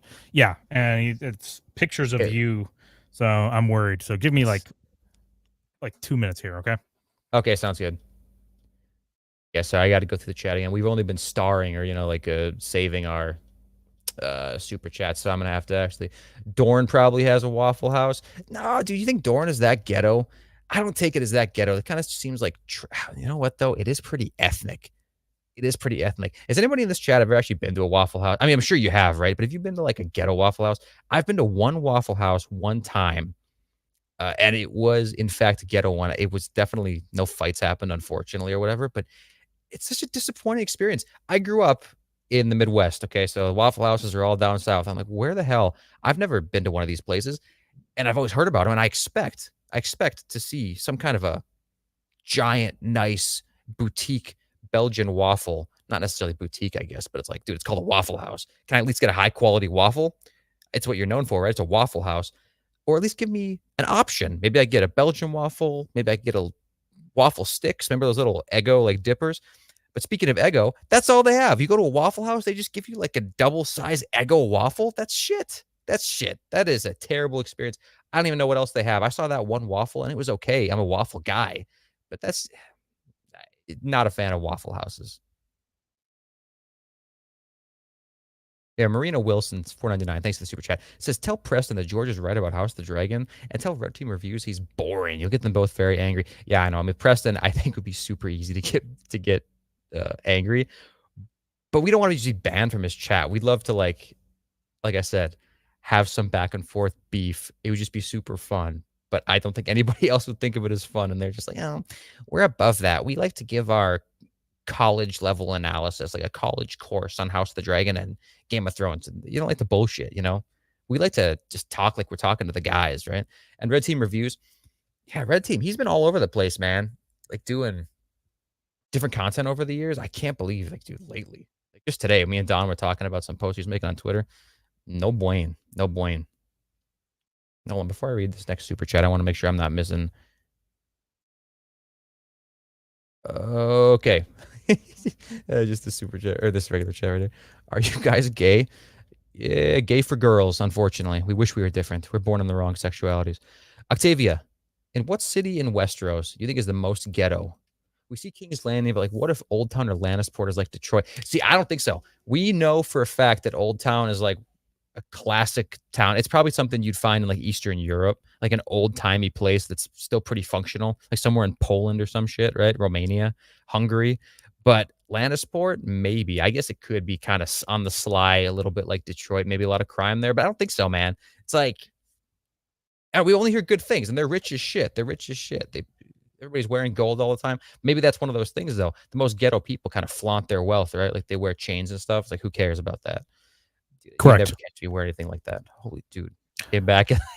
Yeah. Your gate hadn't kicked in Oh, yet. Here, really? say a few words. Say a hold few on. words. I'm going to keep saying stuff because, yeah, StreamYards will like readjust your audio. How do I sound now? Is it way too loud? I think I can modify it myself here. Yeah, no, Chat, you're let good. me know. I think you were a little louder first, but I think you're good now.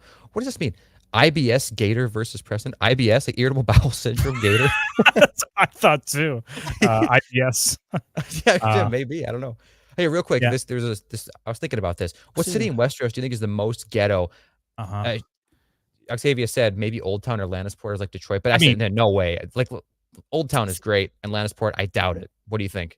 Yeah, most ghetto. I don't know if it's a city. King's Landing is pretty bad. Yeah. But Flea Bottom would be the big part of it. That'd be the most ghetto. What is the most ghetto?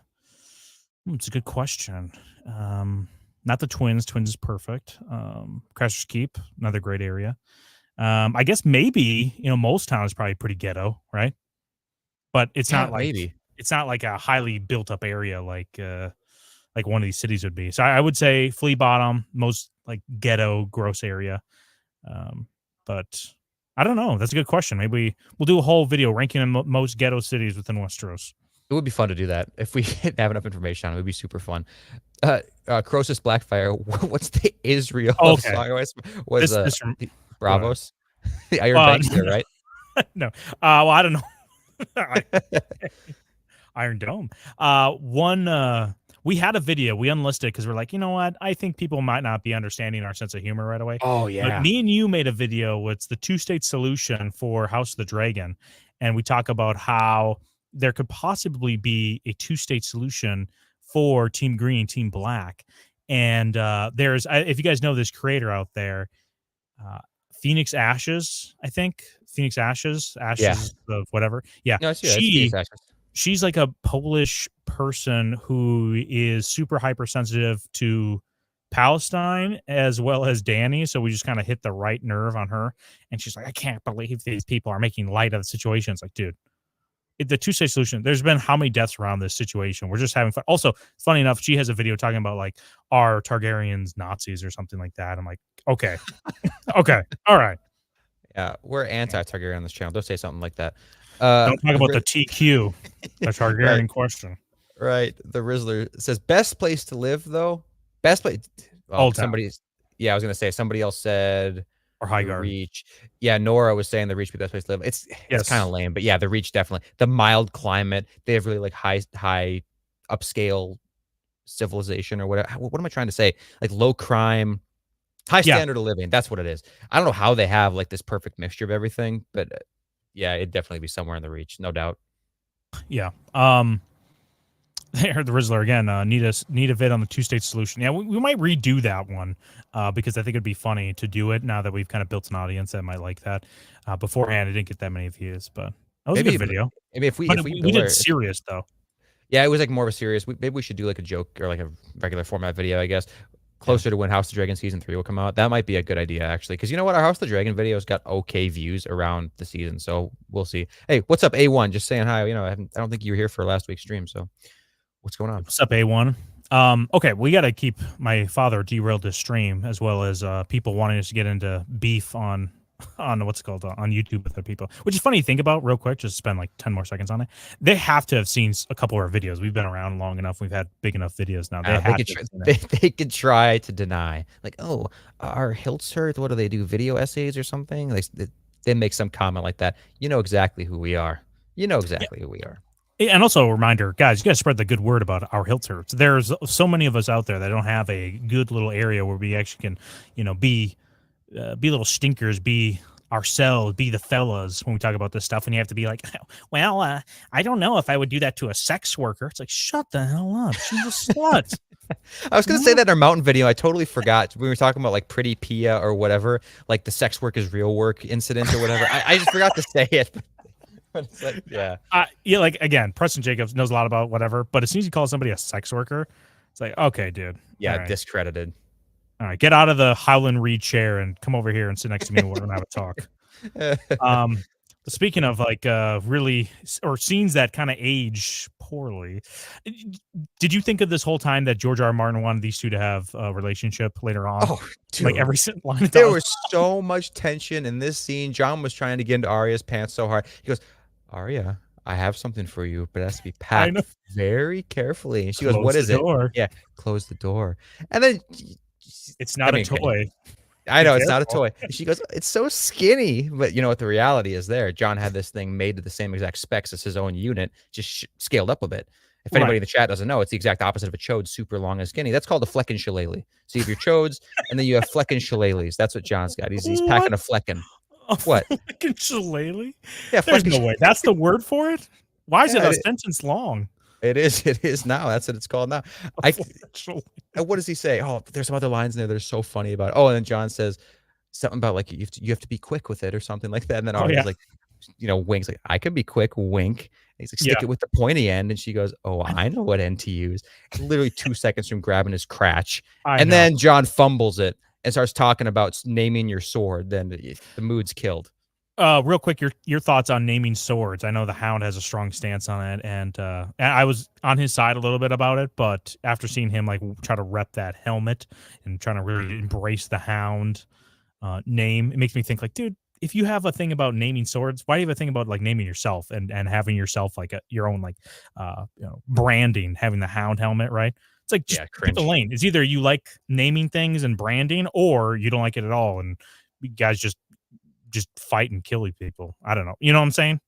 Oh, yeah, absolutely. Listen, I think there's nothing really wrong with naming a sword, I don't think, in a way, because there's like, it's just so hard to find one that isn't cringe. I think it'd be really easy to make it cringe. You have to find this perfect, it's almost you have to go to one end or the other end of the extreme. Anything in the middle is cringe. It's like different than most situations. Like if you go total joke with your sword, like this needle, right? You call it like John Jr. or something like that. Yeah. If he calls it that, like, hey, check this out. And then the first time you unveil it to somebody, you like stick it out of your zipper or whatever. It's like, hey, check out John Jr. It's super skinny. Like that's kind of funny, right? And then from then on, it's known as John Jr. It's kind of a joke. It's tongue in cheek. And then on the other end of the spectrum, you have something like Blackfire, which is like a conqueror's sword, literally the sword of a conqueror. It's badass. It sounds amazing. It looks amazing. That's just super cool. But then you have these kind of things in between, like Oathkeeper, stuff like that. It's just really Dark Sister. Yeah, Dark Sister. My edgelord sister. Ugh. Yeah, it's like an Xbox gamer tag, right? It's like capital X, lowercase x, Darkness, Nighthawk, Emo, Blood, 69. Right. Capital X, lowercase x again. It's like, nah, that's too far. It's too far. I think it can be cool, but it can easily go south. Yeah, here we go. Ice is lame. Yeah, Ice is one of the worst Valyrian steel swords names. There could have been a cooler name for the Stark's sword. Also, yeah, when she hugs John and she's just about slices him with this newly made sword, just reminds me of like women whenever they pick up firearms. They're just like, is this how you point? I'm like, yo, put that fucking thing down. Stop pointing it. Put it, like, aim it towards the ground.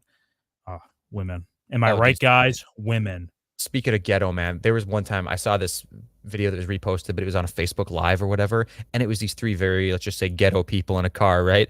And this girl, urban. they're all singing along. Yeah, they're urban. And this girl was in the back seat, and she's like singing along with this rap song or whatever. And she picks up a gun for some reason. It's in the car. I think it's just like a 9 or whatever. But she's just pointing it all over the place. And the guy in the passenger seat's like, "Hey, like quit that shit. Put that down. Put that down." She's like, "It's not even loaded." But there was one in the chamber, of course. Oh yeah. Shoots him right in the head, and he's just like, yeah. And he just goes, the very guy who was concerned about it, and he just goes, like, because he makes that sound as if he's like giving like a dial tone. Blue screen of death, yeah. Yeah, blue screen of death, and blood's just pouring out of his head. And I'm like, holy shit, dude. That'd be oh my god. That's like worst nightmare, man. Real quick, Roadman just said, have a good stream, fellas. Baratheon Supremacy. Hey, thanks, Roadman, for stopping by. Thanks, Roadman. Dropping the super chat. Really appreciate it. And Octavia, the rare L, Dark Sister is the best sword. The best? Come on. Yeah, right. Come right. I don't think so. Listen, $200 super chat, it becomes the best sword name, but as of now. Yeah, I could be convinced by money. I could be convinced. It's a shitty name, man. No. You want to go through these quick? Is there these super chats here? Yeah, there's three. There's three real quick. We'll go a few of them. Mason, PA, White Harbor is definitely New Orleans. Yeah, I could see that. I think White Harbor has a little bit more of like a upscale, not upscale, kind of more like traditional vibe to it than New Orleans, which is definitely more, I don't know. I guess New Orleans is kind of traditional too. It's just kind of more free flowing. I don't know. Yeah, maybe. Yeah, maybe White Harbor. Well, maybe I'm thinking somewhere else. Instead of White Harbor, is that where he was? Ned was going to send Catelyn. No, White Harbor is where dude. Why can't I think of the fucking house that's there? Manderley's. Yeah. Okay. Yeah, the Manderley's. Yeah, White Harbor. It's House Manderley. I was thinking, where's the other place he was going to send Catelyn? Talking about where Rob was going to send her. You mean? Yeah, Rob was going to send Catelyn somewhere. It was it was on the opposite side. That was west. On the west side. West. Yeah. Oh, anyway. Let us know down in the comments. You can remind us. I don't know why I can't remember this shit right now. I'm having brain farts. Wrath Sinful says, I bet Old Town has a Roscoe's Chicken and Waffles. What? Why would you say such a thing? Why would you say such a thing? Don't say that, guys. Don't say it. Take it back. Take it back, Wrath. Matthew Bentley says the Northerners are eating the dire wolves. They're eating the dire wolves. They're eating the cats. They're eating people's pets. Legendary. Autumn says, I think y'all forgot to DM me. Y'all were streaming tonight. What the hell? Listen, Don Boy's in charge of the DMing on Twitter. I didn't do anything. Oh, yeah. You know what? We got to make a list. We won't DM you on Twitter, but if you're on Twitter and you follow us on there, or at least you DM us, we'll make a list of just have you in a comment or tag you in our video whenever we post it. Be like, hey, we're going live now. So Yeah, sorry about that, Autumn. Thank you, Autumn, for calling me out. Thank you. Last one. The Rizzler 213. I tried to teach my ex-girlfriend how to shoot with my boys one time, and she literally turns the gun and points it at us after her first shot. I know. Yeah, dude, man. That's right. No understanding. Yeah. Yeah, I mean, better that. Dude, my wife won't even touch a gun, though. She's like terrified of them, which I wish that wasn't the case. I wish she'd become more comfortable with it. But I guess I'd rather have her be how she is than point a gun at me. So I don't know. I think this is a Seaguard. That's what I was thinking of. Yeah, Seaguard. Yep, Sure yep. It's Seaguard. Yep. Exactly right. Thank you, G. You're real G. Get it? Oh, dude. Okay, anyway, yeah, just to sum this scene up, man. John wanted her real bad, and he fumbled it even though she was ready. Yeah, and someone was ready to basically fuck John, but in an opposite way, instead of, more submissive way, having a strap on. Catelyn here hates John so badly, and it's unbearable watching these scenes. She just literally cannot stand even the sight of him. He's like, I'm here to say goodbye. He's like, you said it. Like, okay, chill. I need like 15 seconds with him, and I'm going to be out of your hair for the rest of your life. Just bear with it, Cal. It's not like he was hanging out with John. Like, oh, we were both climbing together, or I taught him how to climb and be a parkour cringe lord. And that's the reason why he broke his, or is in a coma now. John has no responsibility towards Bran for the state he's in right now, but Catelyn's treating him like he is, and it's just so annoying. It is. It's dude. It's like, I came here to say goodbye. You've said it. It's like, he literally has not said it. You can't even say it. It's not like he went in there and had said goodbye, Bran, and then she says, "Okay, you said it. Now get out." He actually has not even said it yet.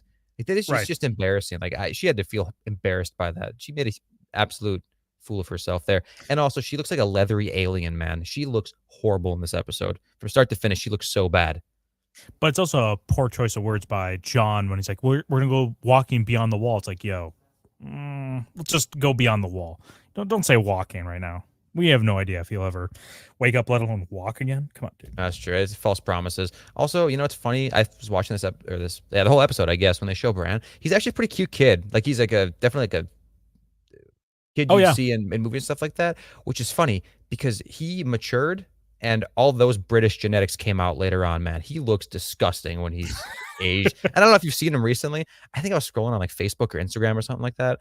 And it's some I don't even know what it was, like a Loot Crate advertisement or some kind of weird fidget spinner bullshit thing. And he's like, hey, it's me. It's whoever from Game of Thrones. I'm like, holy shit, it's Bran's actor. This is how far you've fallen. It's because you look like shit. I thought you're being who's his name? Paul McCartney right there. Like, hello, it's me. Oh, being from Leeds, whatever the way they speak, They have a very weird way of speaking. The whole Beatles. Like, I'm trying to think how it goes. What I'm saying. I do know what you're saying. I'm being up here the whole time. I'm up here.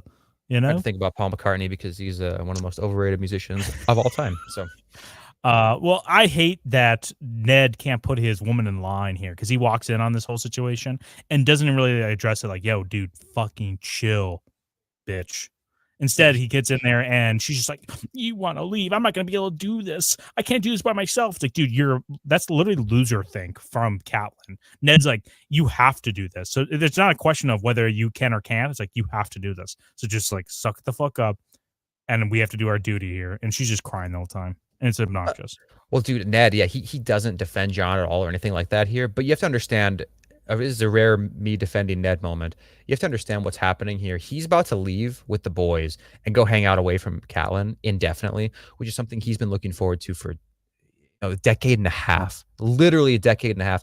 And he's on the cusp of it, right? So he has to just play it cool, act all sad, like, oh, it's not going to be that way. I have no choice. I really don't want to leave Catelyn, but I have no choice. He has to play it like that because if he behaves too happy and too whatever, he knows he's leaving his remaining kids here in horrible hands with Catelyn. Like maybe this bitchy, punishing attitude will start to be taken out on, Bran and Rickon. Like who knows, right? Right. Like you don't Yeah. know. She's unhinged. She's unhinged. So I think that he's made the right move here. Yeah. And I don't think I have a picture of those two talking, but the next thing we see is Jon and Rob walking out. This episode is really well paced, and all of season one's well paced. But I really do wish we could have had more scenes of Rob and Jon together, because we could actually build up this family relationship and how much Jon loves his family, especially his brothers that he's so close with, Bran and mostly Rob, because they're the same age basically. Yeah, I like this a lot too. When I watched this scene, it reminded me how little interaction we actually see with these two, which is sad. It's a rare moment where I actually wish that we had one more episode. I don't know how you do it, because it would be hard to keep it interesting. I guess maybe you could introduce some of the characters in King's Landing or something early, and then just kind of show them in a totally unrelated light. Or God help us, we could see some other areas of the Seven Kingdoms that we don't ever see. Yeah, or something like that, right? Just to show some more interactions like these two, because we just don't see it at all, and it would just make their Rob's death, later on, more impactful. Even when Jon hears about it, just stuff like that. I think we would I think we would have been benefited, whatever you want to say, from seeing more of that. Yeah, and when they're about to leave, he's like, "Next time I'll see you, you'll be all in black." He's like, "It was always my color." It's like, okay, emo Jon. He's like, "I always wore black. I was just an edgelord." It's like, dude, shut the hell up.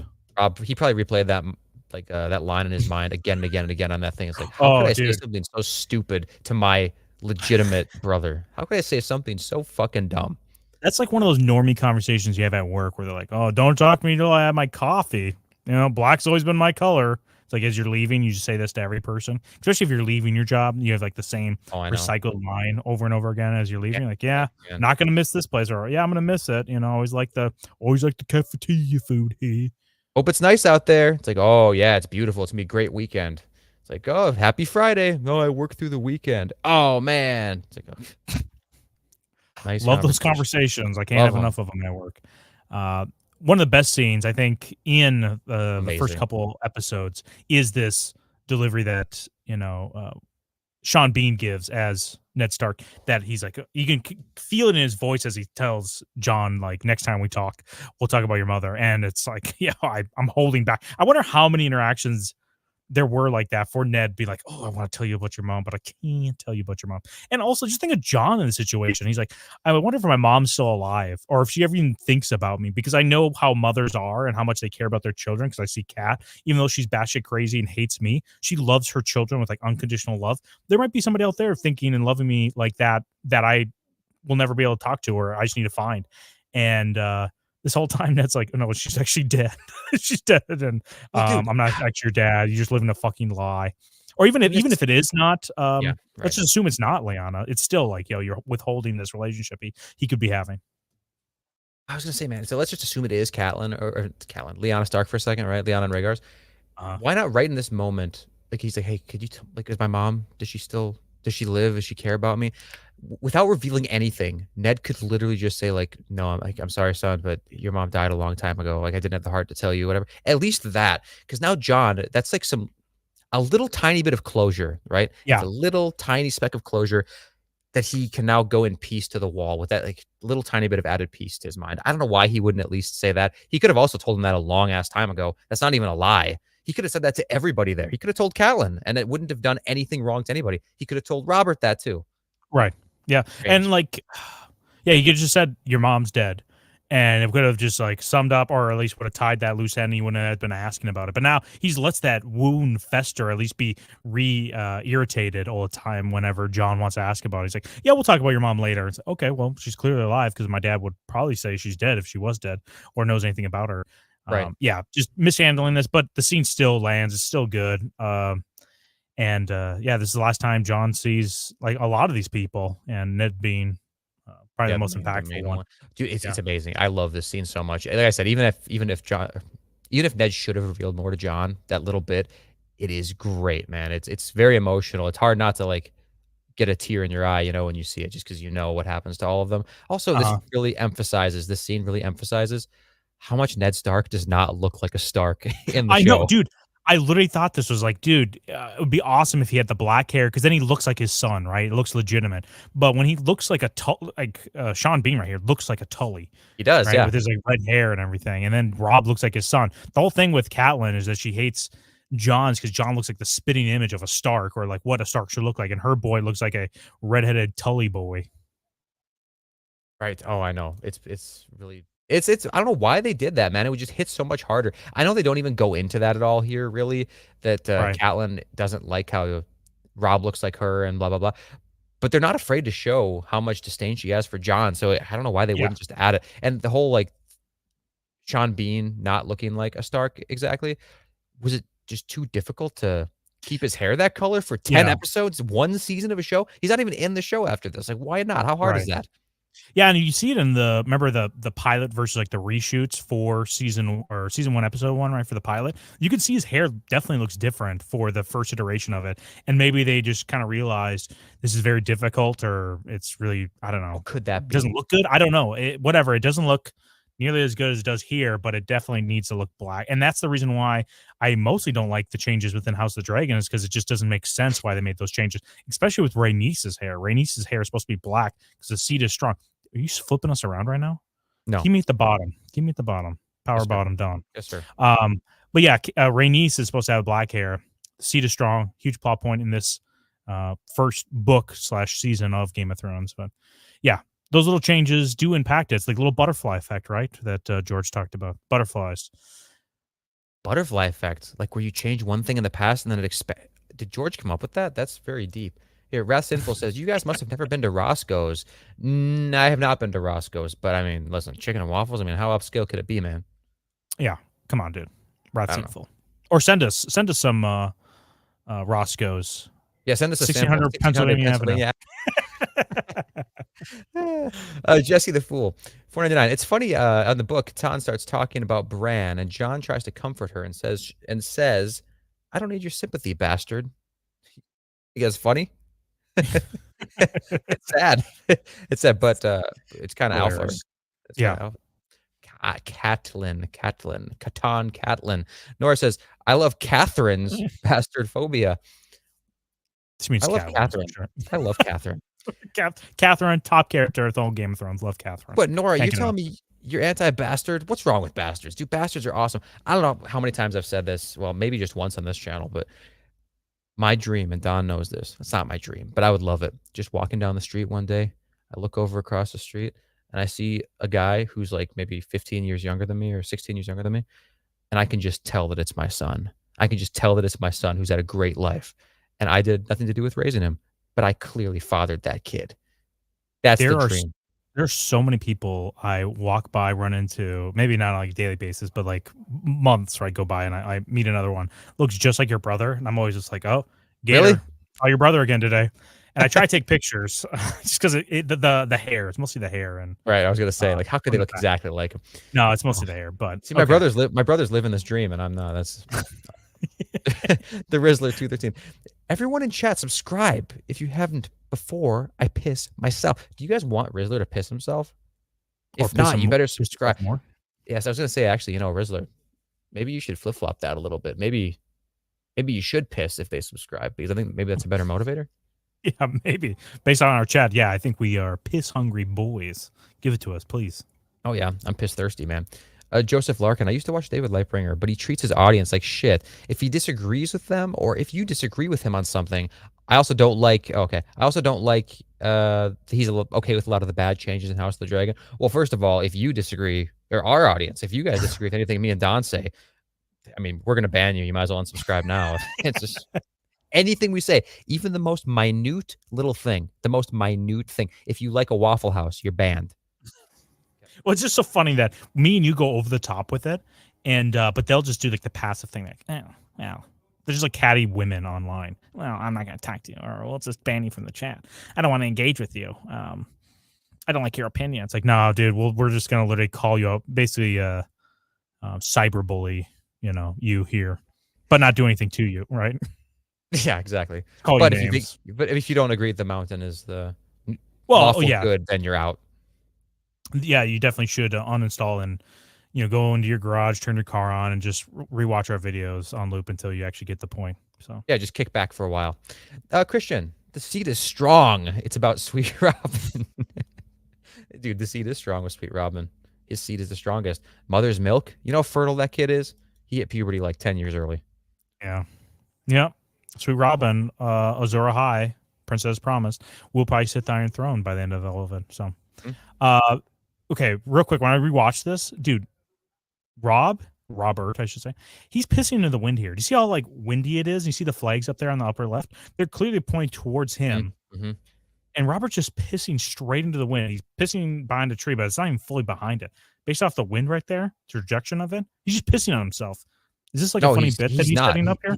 He's not at all pissing himself. That's how strong his stream is. His prostate is unbelievable. Oh, yeah. His prostate's got veins. It has veins because, well, I mean, it probably does have veins in general.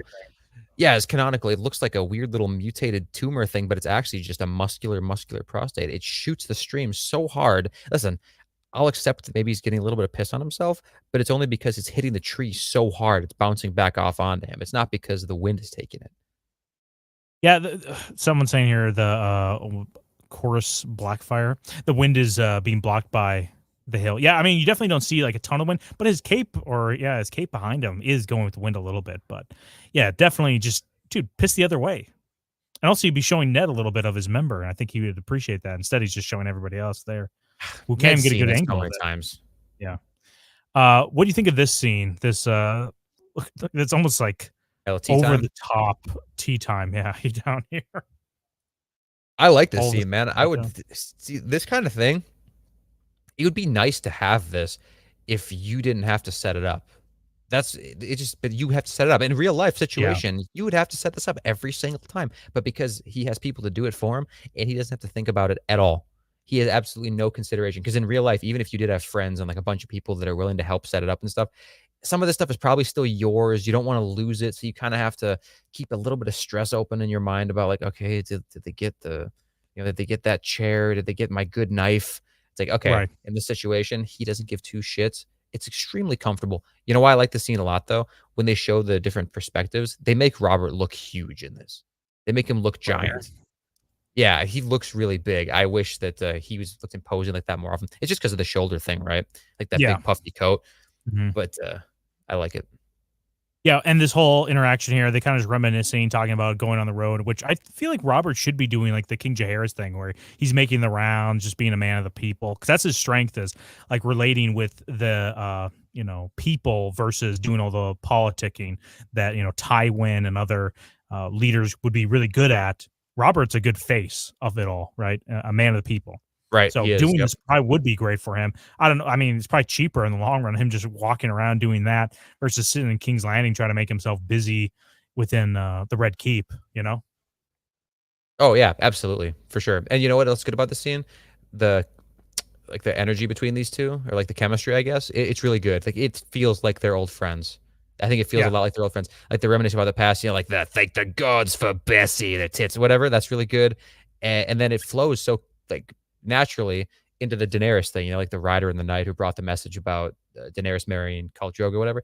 It's really nice. It flows super well. And I feel so sympathetic toward Robert in this situation, because he talks about how, we should send him a knife with a brave man to wield it or whatever to basically assassinate Daenerys, right? Right. And then his reaction is like, let's not speak any more of this. And then Robert's like, it's unspeakable to you. It's unspeakable to you that this person who's definitely gearing up to usurp me, should be assassinated preemptively. We literally know 100% that it's going to happen, or at least an attempt is going to happen. And they're just like, we'll cross that bridge when it comes. No big deal. It's like, are you fucking kidding me? Right. It's not like they're just trying to mind their own business. The Targaryens just went over to Essos and like, hey, we don't want to get back the Iron Throne. We just want to live our lives. You live your lives. We'll all be just happy, doing our own thing. No, they're actively gearing up. And the letter they get here is that she married Khal Drogo, right? And he's like, what of it? It's like, oh, they're gearing up. It's not like, oh yeah, Dany is out now of age to get married. It's like, that's just, as time passes, that we can only assume that would happen. No, this is an active pursuit to gain power to then eventually come back over. And he's like, oh, well, whatever. We'll just throw him back into the sea. It's like, come on, just kill him right now. and there's little effort used whatsoever, and we don't have to worry about it at all. But honestly, Ned's inability to just go like, yeah, let's do this. Let's actively pursue this right away and keep sending assassins at her is the reason why so many people die within King's Landing. Blood is on old dead Ned's anvil chin and his hands. Absolutely. Do you think that if Ned knew about the dragons, like if he knew for sure that they were going to be dragons hatched, do you think he'd be okay with the assassination? No, he would probably be like, oh, what? They're just tiny dragons. They're nothing. It's like, come on, dude. He's post hoc rationalizing every single decision that he is making, which is just to never have or never kill kids. Which I understand, not killing kids. It's like it's a little unsavory, but he just wants to make sure Jon is never within harm's way. Which Jon doesn't have to be. He literally looks like a Stark. Even if someone said he is the rightful heir of the Iron King, people would just laugh at him. He doesn't look the part at all. Yeah, he doesn't look the part at all. No one would ever believe it. Like, why? There's no reason to think it, and it doesn't even have a direct connection anyway. It's like it's just cope, right? It's like, oh, if I say it's okay to go kill Daenerys, then that means I'm okay with Jon being killed. It's like, no, it doesn't mean that. Why would that? Those two things don't relate, but that's like the little fucking dot he's connecting in his brain. Is Jon actively creating an army, gathering forces with the Nessos to come over the Narrow Sea and usurp Robert? No. So they're two different situations, Ned. Dude, oh, I'm so glad. Sometimes I like Ned. I'm like, oh, man, he's such a good character. And then I see these scenes, and I'm like, yo, I'm so glad Ilyn Payne took that little airhead off his dainty shoulders. Yeah, his dainty shoulders. He's supposed to be massive. Man, what I would give for a lore-accurate depiction of Song of Ice and Fire with the correct... See, that's the one thing, man. I know AI. People are like, oh, AI is disenfranchising artists. Like, fuck the artists if they can't do it right. In the future, when AI gets good enough, I'm just going to type into a prompt. I'm going to say, please make me a 10 episodes each season, series based on George R.R. Martin's A Song of Ice and Fire main continuity with lore accurate builds for the characters. Enter, and then it pops me out something just amazing, and I could tweak it from there. I totally agree. I want to have a lore accurate anime, even like the anime, like the Castlevania like anime would be great for this. It plays so well. Real quick, before we move on to the scene, talks about Bessie, right? Big titted Bessie. Oh yeah, Bessie. Comment. Let us know. Comment. Is it it's Bob's or cake? Let us know what you guys rather like. Are you a Bessie simp like Robert, or are you a cake pursuer like? Who's a cake pursuer? I guess Kristen Cole pursues the cake. Oh, yeah, Kristen Cole. Right? Yeah, Kristen Cole is based for that, absolutely. Yeah. And again, though, even though, damn you, Ned, for not introducing me to your whore. You met Bessie, you know what I mean? Like that kind of thing. I think he's actually simping for Ned in this situation. I think I mentioned this before, but I think that Robert's actually an ass guy, and he just knows that Ned is a Bob guy. And so he's trying to play up this whole Bessie and her tits thing, for Ned's benefit. Just trying to get him to rise a little bit, like show some enthusiasm. Never doesn't work. I think Robert's a cake guy. I have no evidence or like proof, but that's my intuition telling me. Maybe he's saying that to make Ned feel better too, because Ned has no cake. Then he's like, oh, dude, I'm a cake guy, but if I say I'm a cake guy, maybe Ned won't think I'm actually into him. And he does have pretty good tits. Like a little bit. You get a good angle on him. He's got bigger tits than he does ass. So maybe that's the thing. Maybe I'm seeing a lot of cakes in the chat. I love it. Thank you. See, like Nora right here, imagine no hips, no butt. Like, why even? Yeah, see, that's the thing. It's like that's the perspective I'll never understand from Bob people. You can have like, let's just say even respectable ass and hips or whatever, even just okay, and then have absolutely flat chest, right? And it's still workable. But if you have the reverse, where it's, let's even say just 10 out of 10 Bobs, right? And just pathetic, like -10, literally the ass and legs of a male. Taylor Swift, like Taylor Swift. Completely unworkable. Like out to the trash, I'll never understand that mentality. We do have a super chat talking about the scene because we're moving on. Sure. Sorry. Yep, so Theg Holtz. I love the meeting in the field because at this point in time, when I was first discovering Game of Thrones, I thought Robert was just a normal king and being grumpy with no context to anything else. Oh, yeah, so he kind of came out to play a little bit here. Yeah, it's good. It's good introduction to the inner depths of his character. Yeah, it definitely builds up the tension or the conflict that's going to happen on later on. So I'm glad to kind of plant the seeds here a little bit. Nora asks a question here, and thank you for that $10 super chat. We really do appreciate it, man. Nora, Canadian dollars though. Oh, never mind. Yeah, yikes. We'll refund you the money. Nora says, "What would Brandon do? Kill Danny?" Dude, Brandon would kill Danny himself. He'd go over there himself and do it. We got to do a what if Brandon didn't die, what if video. I don't know how it would work with the thumbnail and everything, but Brandon Stark, the Silent Wolf dies instead. Ned dies down in King's Landing, and Brandon stays alive. He'd keep Catelyn in line too, I think. He was gonna, he would marry her still, unfortunately, but yeah, he would definitely keep her in line, even if he had a house full of bastards. You know, she wouldn't be able to say shit. She wouldn't be able to say shit, and he would assassinate Danny. You know, Robert comes over and he says, "Hey, you know, I need this girl dead. What can you do for me?" Brandon says, "Give me 2 days." He'd swim across the narrow sea himself, cut her head off, swim back, and drop it right on Robert's plate in the middle of the field here. Yeah, dude. The only reason why he's friends with Ned is because I think he met Ned, but dude, Brandon and Robert together. Oh, dude, imagine that bromance. Well, Brandon and Robert are the real bros. Like, those are the real, like, loyal war people together, whatever. Like, Ned is just a sex object to Robert, you know? That's true, yeah. Yep, that's true. Because he can never top Brandon. Brandon would bend Robert over. And yeah, we'll get some Rule 34 art and give you guys a more accurate depiction of what probably would have happened. Right. Okay, anything else you want to say about the scene moving forward? No. I think we're good. I'm not going to show that funny image of well, I actually have two of them. One of them was Danny. Yeah, and there's one she's smiling. I just don't want to get dinged. I know. On monetization. But the whole time she's crying, getting plowed by Khal Drogo.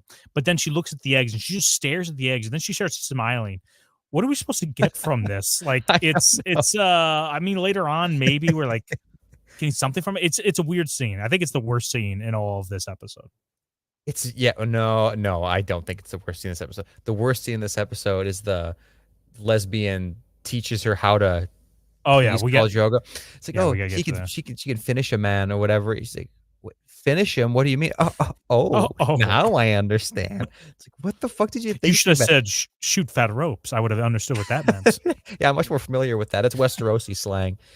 But yeah, that's the worst scene for sure. Very good, Khaleesi. Dude, I'm gonna kill myself when I see that, man. Very good, Khaleesi. That's incel bait right there. Yeah, I don't know what she's supposed to get by looking at these eggs. I guess I don't know. I can't even make up an excuse. I don't know. It's the smile at the end that's weird, right? It's not so much that she's staring and kind of like just trying to get out of the situation she's in, like, disassociate herself from the situation. It's the fact that she starts smiling and like, okay, what are you thinking about now? And now I'm confused.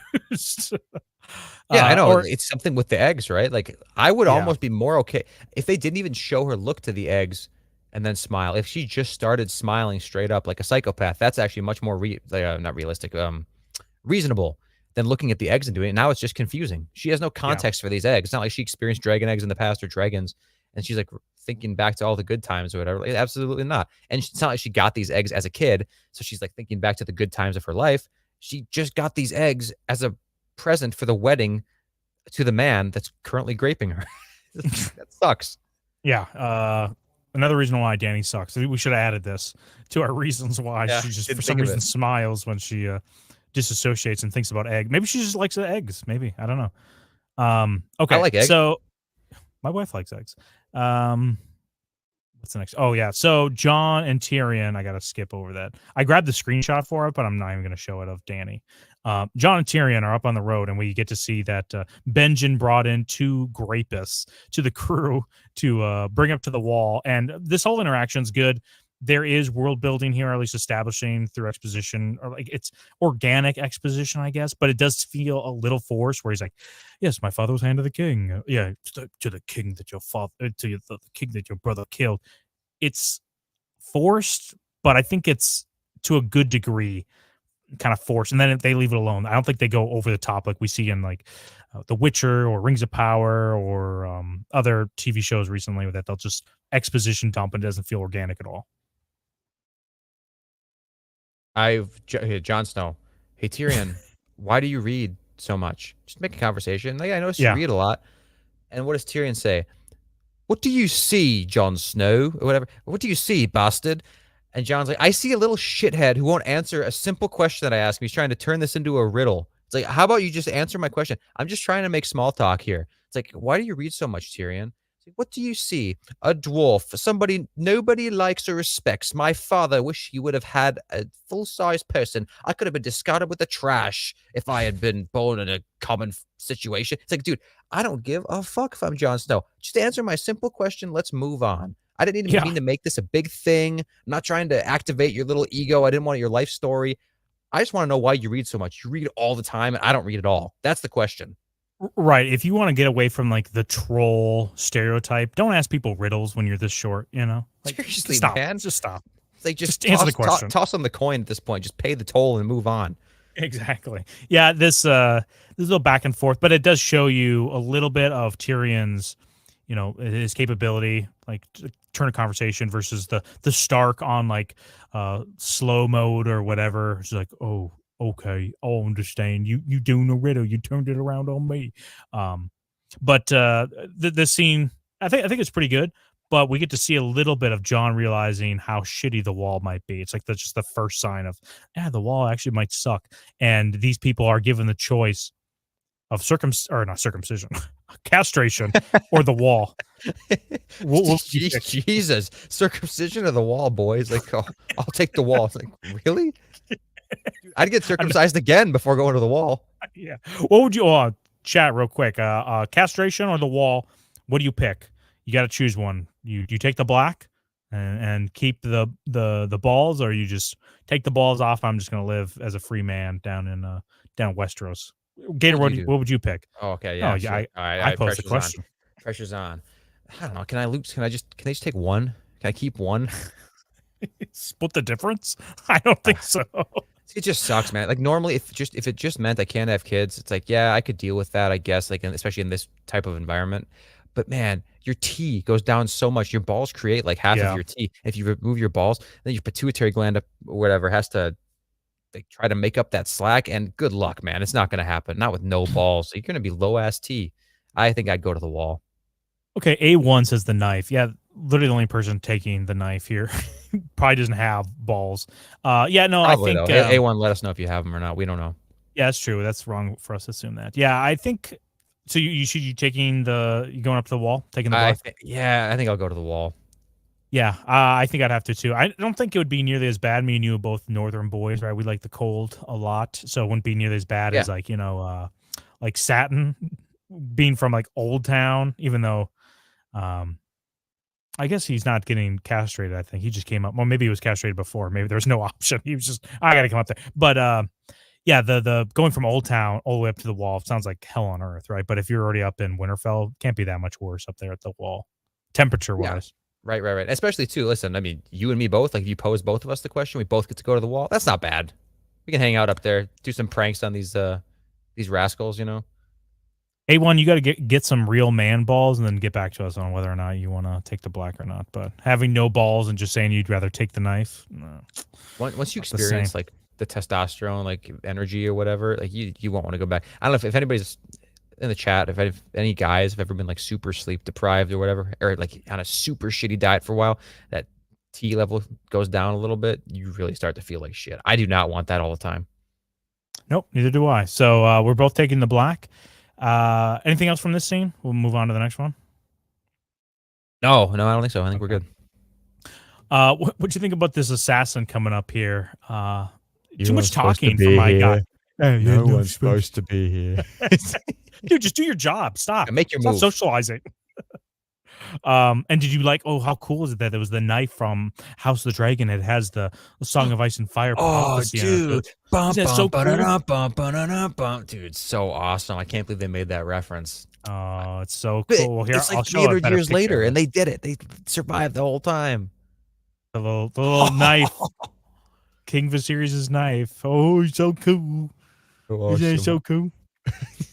I love the casting of this assassin, though, right? Like, he's great as this role. Yeah, he's really choosing. I mean, listen, I like the delivery and everything, but they really got like a shitty guy to perform this assassination. Why not hire a faceless man or something like that? He didn't want to pay out the ass for it. Is there like a record book? Can you go and look at some kind of public record of who hires faceless men? Would that have made it too obvious for Littlefinger? Yeah. Oh, I don't even know Lysa if Arryn, whatever. We don't know who hired this assassin. Yeah, it could have been anybody. Could have been Joffrey. Yeah, it could have been Joffrey. Who knows? So I still up till now, I think there's still theories about it, of who hired this assassin. But I don't think it was Cersei that did it, and I don't think it was. It's the timeline. The timeline's weird. Like, how would Littlefinger be able to send assassin up there unless he just already sent one up there and he just happened to pick the one that has? Oh wait, who had the knife at this point? Like, actually, who owned the knife at this point? I don't know if it was Tyrion's or I thought maybe Robert had it or something. Right? I honestly don't remember. That's because I know Littlefinger claims that it was his and Tyrion lost it in a bet or whatever whatever. Yeah, lost it in a bet to him. But that was like a lie. Yeah, so right. I don't know. So I don't know. Because he won the bet because he bet on his brother, right? So it was Littlefinger's knife, maybe, yeah. And then maybe Littlefinger did something. I forgot the way it worked, who has the knife in the situation, but I do not think it's any way the Lannisters connected. Who gives a shit? Right? I wish he would have succeeded and taken out Bran while he still had some or at least Catelyn. Youthful cuteness to him. Or Catelyn, or both, you know what I mean? Oh, dude, that'd be great. Grew one into the other. That'd be great.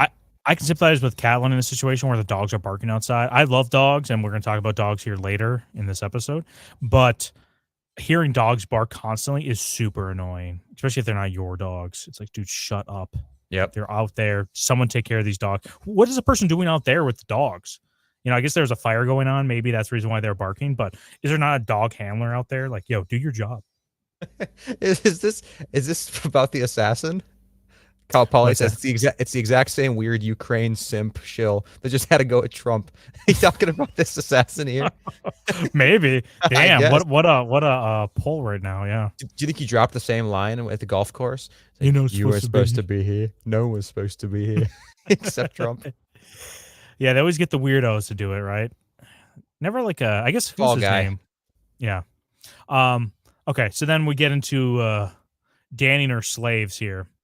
And they're talking about the origin of dragons and how they came to being, and that dragons came from the moon because it's an egg. It cracked. And they drank the part of the sun, and then they're like, no, actually, the moon is the wife of the sun. What would you think of this scene overall? these slaves just dropping, the conspiracy theories. I really wish there was like an Alex Jones slave there, like, oh, yeah, the dragon. It's dragons come from the moon because they're an egg. And when it cracked, the one opened up and it drank fire from the sun. And that's why it happened. I wish that was manufactured by Big Citadel. Yeah, big Citadel Pharmaceuticals. No, I don't know. This scene was painful. You know what it was?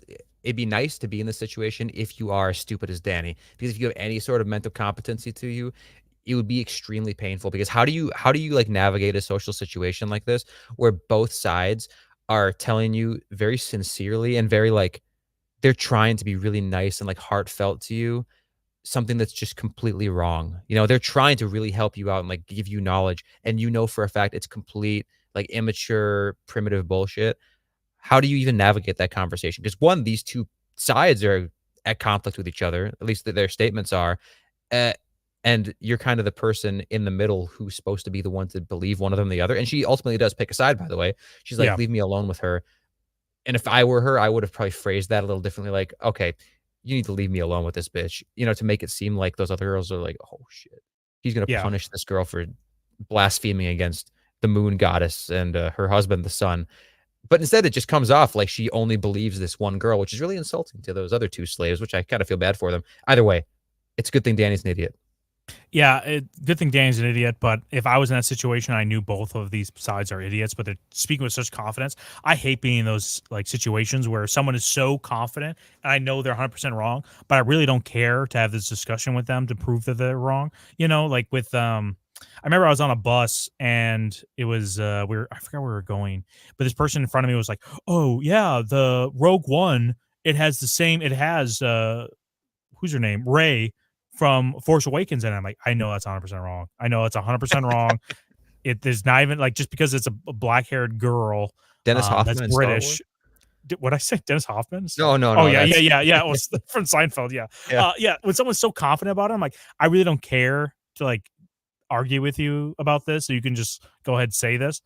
But like at the same time, like, yo, you're so fucking wrong. How can you be so confident about something you were so wrong on? It's not like you're getting one actor wrong, Dennis Hoffman in or Dustin Hoffman in Star Wars. That's not happening. Fuck. But Yeah. it's like saying, oh yeah, Star Wars is in the same universe as like a 1992 space movie. You know, look it Yeah, up it's if you embarrassing if because you're what do wondering you do? what it It's is. it's different though. There's sometimes see that's not bad when if you can hear it in the distance and you hear people talking about it, you're like, I know that's fucking wrong. If you're in a conversation with like 4 or 5 people and it's just part of the flowing conversation, not so bad. But if you were in Daenerys' situation where you are the person who's like above these people and they're talking to you, educating you, what the hell do you say? Well, what can Yeah. you possibly say? You have to like discern which one of these is correct, or you have to at least acknowledge in the room that these things conflict with each other. And then, God, what do you even say after you've determined that? It's like, oh, these are both like good ideas. But you can't Yeah. say that. They're trying to teach you. You have to accept it, or else they're going to keep going. The last thing you want is for them to fucking keep going. Yeah, wow, I fully understand what you're saying. You should no longer talk about this. That's what you have to say to them. God, Let's end this discussion right I feel now. bad for her, man. Okay, yeah. So they just talk a little bit there, and she clearly picks out her favorite slave here that knows about, I guess, eggs or the moon being a dragon egg. Dumbest lore of all time. But I would love an Alex Jones Infowars rendition of that, like explaining the lore of Westeros. The next thing we see is the wall here. Are you impressed by this here? The wall. It's not as shiny. It's dirty, and this looks kind of realistic of how ice and the north looks when it's not always just constantly snowing. You know. Yeah, I mean it's an okay wall. Like I respect it. I guess. Think the wildlings paid for it? You think it's worth it? Yeah, they made the wildlings pay for this thing. I think so. The free folk paid for it. No, I mean, what did you say? What was the question? Impressed by this. It looked cool. Like it's fine. It's whatever. It's cool. Yeah, It's I mean, good. it's whatever. Like, you don't really Yeah. get the true scale of it here, No. and it is very impressive. I know it's impressive. Later on, we see it. Like we see that giant anchor, the scraper going alongside it or whatever. Like that's very impressive. How giant this thing is. Can't even comprehend how long it would take to make this thing. But I mean, this one shot, it's all right. Beautiful wall, the best wall. Yep. Yeah, and then so the next thing we see is Catelyn being CSI, going up there, trying to go through the series of events that might have led to Bran falling off, and she finds this single hair. It's like, come on, there's no way. I But know. even Her if she did, fucking like, 2 how would brain you? cells trying to Yeah. figure out why there's a blonde hair up here. It's like, this doesn't belong to my family that I know of. It doesn't belong to the Maester. It doesn't belong to Hodor. It's like, dude. It's the definitely scene. Hodor. It's definitely Hodor pube. I think we all agree with that. Yeah. But when they're talking to the Godswood, then Maester Luwin, she's like, she's talking about Bran, climbing up there, and Maester Luwin's like, he was always sure-footed. It's like, so you're saying like, there's no way he could ever fall because he's never fallen before now when he's doing his cringe parkour shit. Bran, yeah. we're talking about You do the most that's such a dangerous dumb shit ever. If reasoning. you've never wiped out, you're never going to wipe out. That's the logic. Yeah, shut up, Maester Luwin. Yeah, I just This want to like fucking. give him a noogie in that little nasty bald spot he has up there. Oh, you can't say noogie. Yeah, dude, this scene is so annoying for various reasons. One, I hate Catelyn like taking this affirmative little, I'm the leader of this after school special or whatever, telling everybody about this little conspiracy that probably isn't even a conspiracy. It kind of sounds like she's grasping at straws in a way, like trying to connect the falling to this assassination attempt. It's much more reasonable that he just fell of natural causes off the tower. He's like the highest place. Why would anybody push him off? I mean, somebody did. I understand that it's real, but I think it's kind of crazy to try to draw these connections like this. I understand she found a hair, but they just entertained all the king's horses and all the king's men for how long? Like a few weeks, a month, or something like that.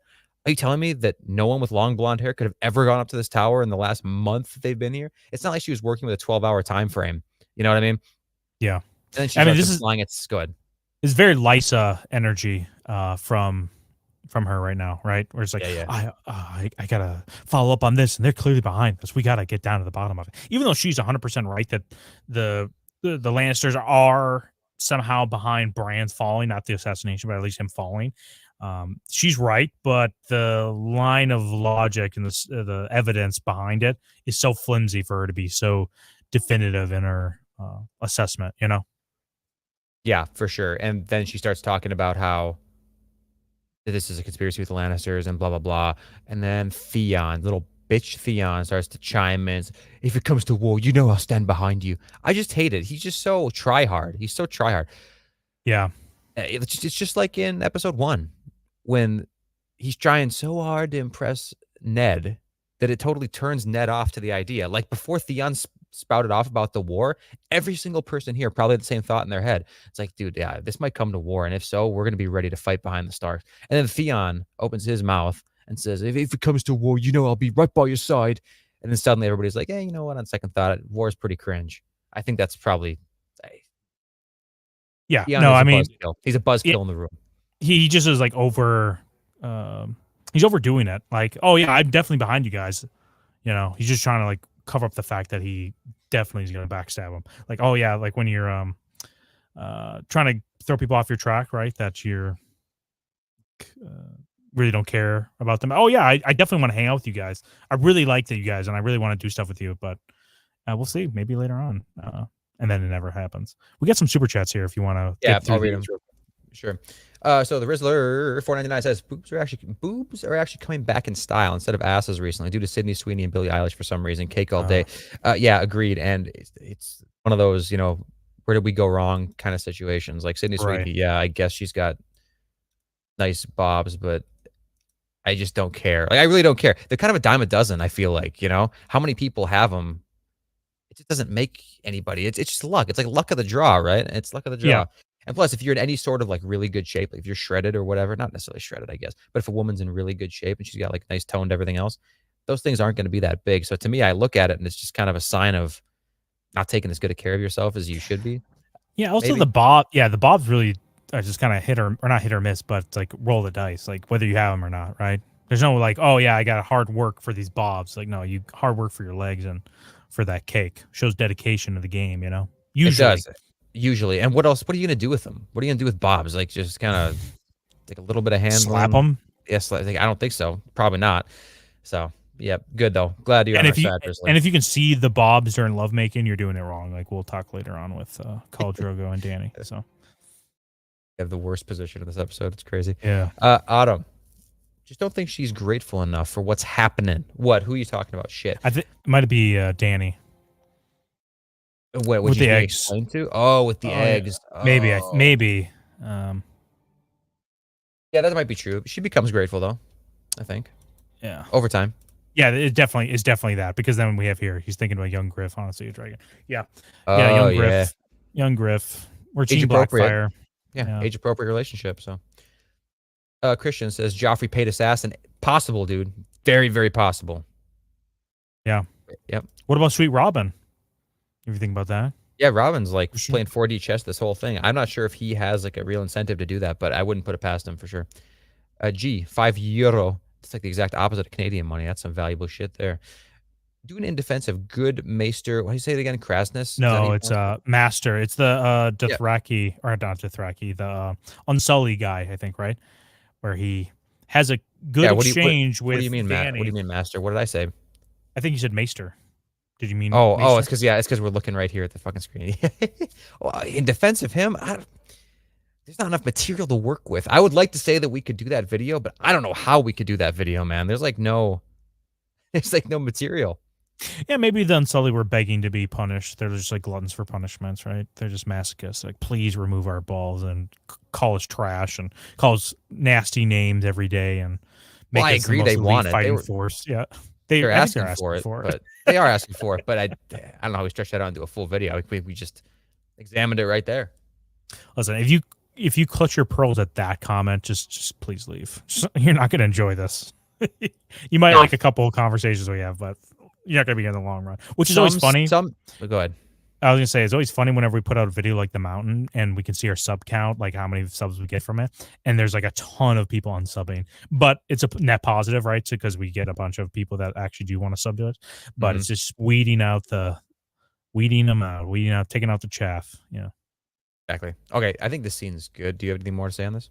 Nope. Just kind of cringe cattle and getting everybody riled up with their conspiracy theories again. So, here our the worst confirmation that Essos is full of simps when she's talking about this person that could make people finish with her eyes alone. what the hell is wrong with people over in Essos? And kings would travel as so far to see this woman, sold their kingdoms, and like 10,000, or I don't think it's 10,000, might have been 1,000 men proposed to her. It's like, why would you want someone's like not even sloppy seconds? It's like they're sloppy. Think of the body count of this woman, right? That could make men finish with their eyes. Yeah, I mean, maybe, It has but if to be she triple listen, digits. if all it takes, if it takes the eyes, if all it takes is the eyes, does that count as a body? Ooh, no, right? Because But is I don't think so. she's Then she's maybe her there? body counts Yeah. 0. Yeah. Maybe Maybe a she's body virgin, count. man. If she's a virgin somehow, then yeah, then it's worth it maybe, because she has this ability to make you finish without even having to do any work. Yeah, maybe she is worth selling your kingdom. But if she is, her body count is even double digits. Ugh. In Essos, think of the venereal disease in that lady. This scene here, I don't understand who this was written by or who this is written for. Maybe women, right? Is this written for women? This I don't scene, know. because I can tell you something right now. Khal Drogo, yeah, sure. Like, listen, any normal man like myself and like Daboy, okay, we don't want to grape a woman. Like, we don't want to have sex with a woman, and she does not want it. That's obviously not. However, if you're just talking position wise, her trying to tell Danny, like, no, you don't understand. He doesn't understand what he really wants. Like, what he secretly wants is to be dominated in the bedroom by you. He wants like an equal in the bedroom. It's like, no, he doesn't. No, he No. doesn't. He probably doesn't want what he's getting right now. True. But this is not the answer. What's going on here? Like, No. he's trying to do his work, and then Danny's like, get over here. Manhandles, flips him over. No, that's not what he wants. I guarantee it, 100% certainty. He doesn't want that. I think maybe she could say like, or no, not even that. If Khal Drogo wanted something different, I think he has the vocabulary and the ability to tell her what he wants without having to like wait for it, right? It's like, no, here, you're on top now, do this, right? Like, I think he could do that if he wanted to. But yeah, he doesn't want this. Well, actually, maybe he does, but I think he's now at the simping stage. I think Khal Drogo, the feminization of the Dothraki is what causes the downfall of their culture, and it's unfortunate. I don't like their culture whatsoever, so I'm not crying over it. But definitely, when you have people sympathizing with or trying to, split the baby with Mary Mazduru's people, right? Trying to keep them safe, even though they killed everybody there. It's like, dude, no, it's already done. Like, just I agree. I mean, dead serious. Like, this is like a little great microcosm case study into how real civilization works in real life. I'm not saying that there can't be a woman ruler ever, anything like that, and I'm not saying there shouldn't be a woman close to the ruling area, or whatever. But specifically, like, feminine temperament and ideals creeping their way in there. Look what it does, man. Look what it does. Destroys it. And then the only salvage they have, like the saving grace that keeps them alive, like just this little tiny bit, is what? Like nuclear launch codes of the dragons that they get to bring around. Right. Like, they're like a traveling circus at that point. It's like, hey, we got to see these dragons, man. Yeah, sure. You can stay in Karth for a while. We'll show you what's up. We'll give you a few nights stay, but we got to see what you're hiding in here. We got to see if this stuff's legit. Right. Otherwise, totally absolutely not. At least in George's base for writing this the way he did. The next thing we see is her eventually getting Khal Drogo to face her face to face while having sex, which is super cringe. And if you're having sex like this, what the hell are you doing? This cannot be in any way enjoyable. Is this in any way enjoyable? Let me know in the comments. Cowgirl? Absolutely not. This is not a position befitting for a proper micro lord. I tell you that right now. Yeah, I'm slipping out. The whole time. Anybody on top, I'm slipping out with my micro. We don't thrusting up in the air constantly to keep it in, right? Yeah, we don't rock flecking shillelaghs on this channel. We're all micro. So yeah, it's slipping out. No way. And by the way, self-identify. If anybody's got a flecking shillelagh in the comments, let us know, because we just want to know who to look down on. Yeah, and maybe who to ban. Maybe. Maybe. Anything else you want to say about this sensual scene we get here? No, I don't think so. Okay, cool. Speaking about slipping it out, Ilyn Payne. I love this scene because the Hound clearly is like, "Are you afraid of him or me?" It's probably him because he's so fucking ugly, and he can just dunk on Ilyn Payne no matter what because he doesn't have a tongue. You can just dunk on this guy. I know. so ugly. You're hideous. He's like, oh, I can't say anything. I know. It's not like he could fight someone like the Hound. Like, depending on who he is, like, right, if it's Tyrion talking shit, yeah, you could, like, deck Tyrion, like, punt him across the room, whatever. Right. But, yeah, the Hound, like, you can't say shit. He's 6'6", man. He's a big boy. He's a big boy. Yeah, I love dunking on Ilyn Payne. But he also doesn't have a tongue, right? So even if he had the greatest comeback of all time, he's just constantly in that state of George Costanza, the jerk store, right? He's just like, oh, if I could just fucking say this line, I would crush him. And everyone would be saying like, oh, Ilyn Payne, you're so fucking hot. I want to have sex with you. Oh, you're so good. Also, great casting by this guy. He does have a very kind of unappealing face whenever you just see him when he's like has his resting bitch face going. Right here, he looks way more scared of the Hound being called out of how ugly he is, but his just resting face is a great intimidating executioner face. Yeah, no, it's good. He's got like that imperial jaw going, or like imperial cheekbones, right? Like in Andor, like all the imperial people look kind of like that. Yeah, it's good. It's good casting. But dude, the Hound, he's such a bitch here too. I like that he roasts him, but we all know why. He's trying to charm Sansa, dude. He's playing the long game. Oh, true. The grooming process begins. It's here. It's later at the tourney when he steps up in front of the mountain to try to save Loras, even though they have an amazing choreography planned to impress the king. He's like, oh, I got to impress Sansa. She's from the north and I love her. Cringe Hound. Yeah, maybe we'll do why the Hound is cringe. Even though I love the Hound, it might be very difficult for me to do it. But yeah, I think I need to go through this process of understanding like my favorite character of all time within the Game of Thrones series is actually super cringe and a simp for the most basic underage girl. Yeah, basic underage girl. Yeah. Yeah, you gotta go through stages of grief on that one, but we'll get you there. Real quick, we have one super chat. Just Croesus Blackfire says, love this young griff talk. Blackfire sympathizers. Oh yeah, well not even sympathizers, man. Blackfire promoters. Yeah, they're the true heirs to the Iron Throne. True heirs. And Aegon the Fourth. This whole interaction here is great on rewatch, just to how Joffrey tries to impress Sansa and then she gets dunked on, and then he I like this scene because it kind of gives you the interaction between like just the main three here, Sansa, Arya, and Joffrey.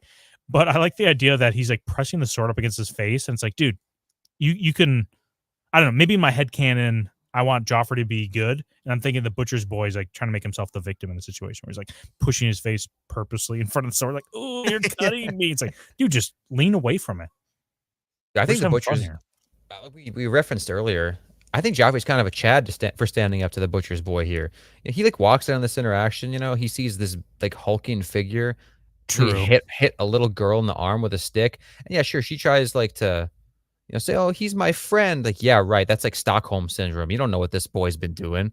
Like, we already know she's into older, bigger men. Jon Snow, looking at you, you know. Yeah. But this creepy butcher's boy, he's probably jacked out of his mind, as a big farmer strength, for having to hoist up all these hogs and cows for his dad who's butchering animals. I think he's hiding his power level quite a bit just because of the nobility aspect. You know, I think he could take Joffrey to pound school. I think Joffrey senses it, you know, alpha the alpha, you know, game recognizes game. Yeah. And fuck, man, I think this interaction is a lot different than people usually perceive it to be. And then it quickly becomes a 3v1, by the way, against Joffrey. Like, what's going on there? Like, Butcher's boy suppressed, like maybe 1%, heavily suppressed Butcher's boy, plus Arya, plus Nymeria against Joffrey, and he's taking it like a champ. It's basically, which I'm glad you said the 3v1, because it reminds me of like the Emperor in episode 3 where he takes on all the other Jedi.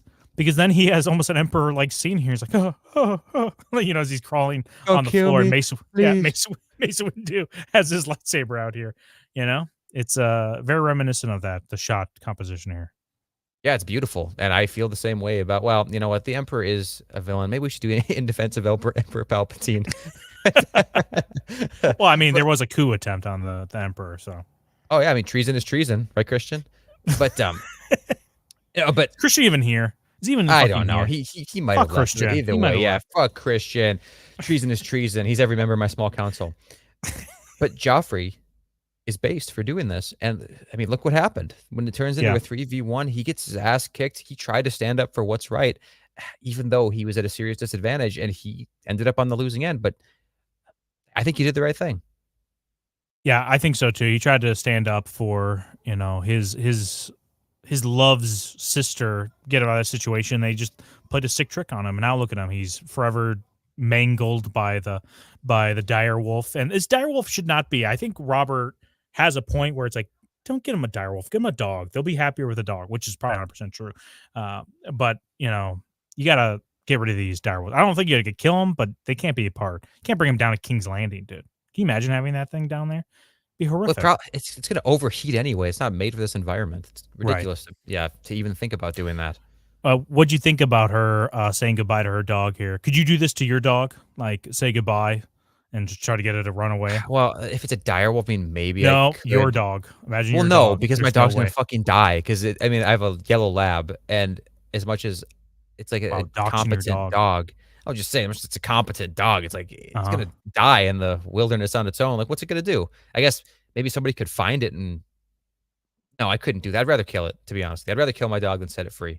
Yeah, because then it's just so confused, right? Like, Yes, where are you yes. going? I'm so dependent on you. Now, the dire wolf does have a fighting chance, and we do see later on that Nymeria. Spoiler alert: Nymeria lives, and she's Yep. like running like a whole organization within the whatever this area over here. I'm trying to remember. This is Yeah, running a I don't know train if on this the is corpse down. of lady. I think they might be down the Riverlands right now at this point. But yeah, Nymeria is definitely just running shit down there. I don't know if I could do that. And when first time I watched it, I like dogs, but I wasn't a dog owner. And now rewatching as a dog owner, I could not imagine doing this. Like, this would be horrific. I would not want to do that. Rizzler says Christian is like Sweet Robin. He has a bedtime. But then Christian, he dropped his nuts back in the chat. It's, you let that little girl disarm you. Yep, true. That little girl. Yep, Robert here. Which this conversation should have been had privately, Robert and Ned here. They should not be having this out in the open with everybody. Just bring them in one at a time, the kids, try to collab or compare their stories, see who's actually maybe telling the truth here. But yeah, I don't know. Robert seems like he has his ball. Like whenever he's acts a little tough when he's around Ned, and then as soon as Cersei comes in, he's like, "Well, happy life or happy wife, happy life." It's like, Robert, shut the fuck up. Act like the base man I know you are. Yeah, I like him. Demon I of the like him in Triton. this. I do like him in this interaction because Ned's like, "What's the meaning of this?" or whatever, and Cersei starts fucking flapping. And Robert does say, like, quiet woman. Like, right away, he does say that. So I'm glad about it. And then they go back and forth, and Robert keeps insisting. It's like, let's just be done with it then, or whatever. Let's move on. Let's move on. Let's move on. I don't know why he ends up submitting at the end. And except, like you said, it is kind of a good point. It's like, nah, dude. A direwolf is no pet for a fucking kid. There's just no way. Like, you're lucky that nothing happened yet. Right. You know? Yeah. This is like the Hodor situation, right? Yes, We're going to talk about Hodor next episode because we don't really get a lot of Hodor, but yeah, they're lucky that. Yeah. And I think that's why Hodor is nowhere to be seen in the first 2 episodes, at least when Robert's around, for the most part. Because if Robert got a whiff of what's going on up there, Hodor would be on the chopping block too, just like Lady ends up being, and for good reason. And then like the final thing, or one of a couple of final things we see here is the Hound flexing on Ned about the butcher's boy here. Oh, dude. What was the line? Do you remember the line he says about the he says, you ran him down?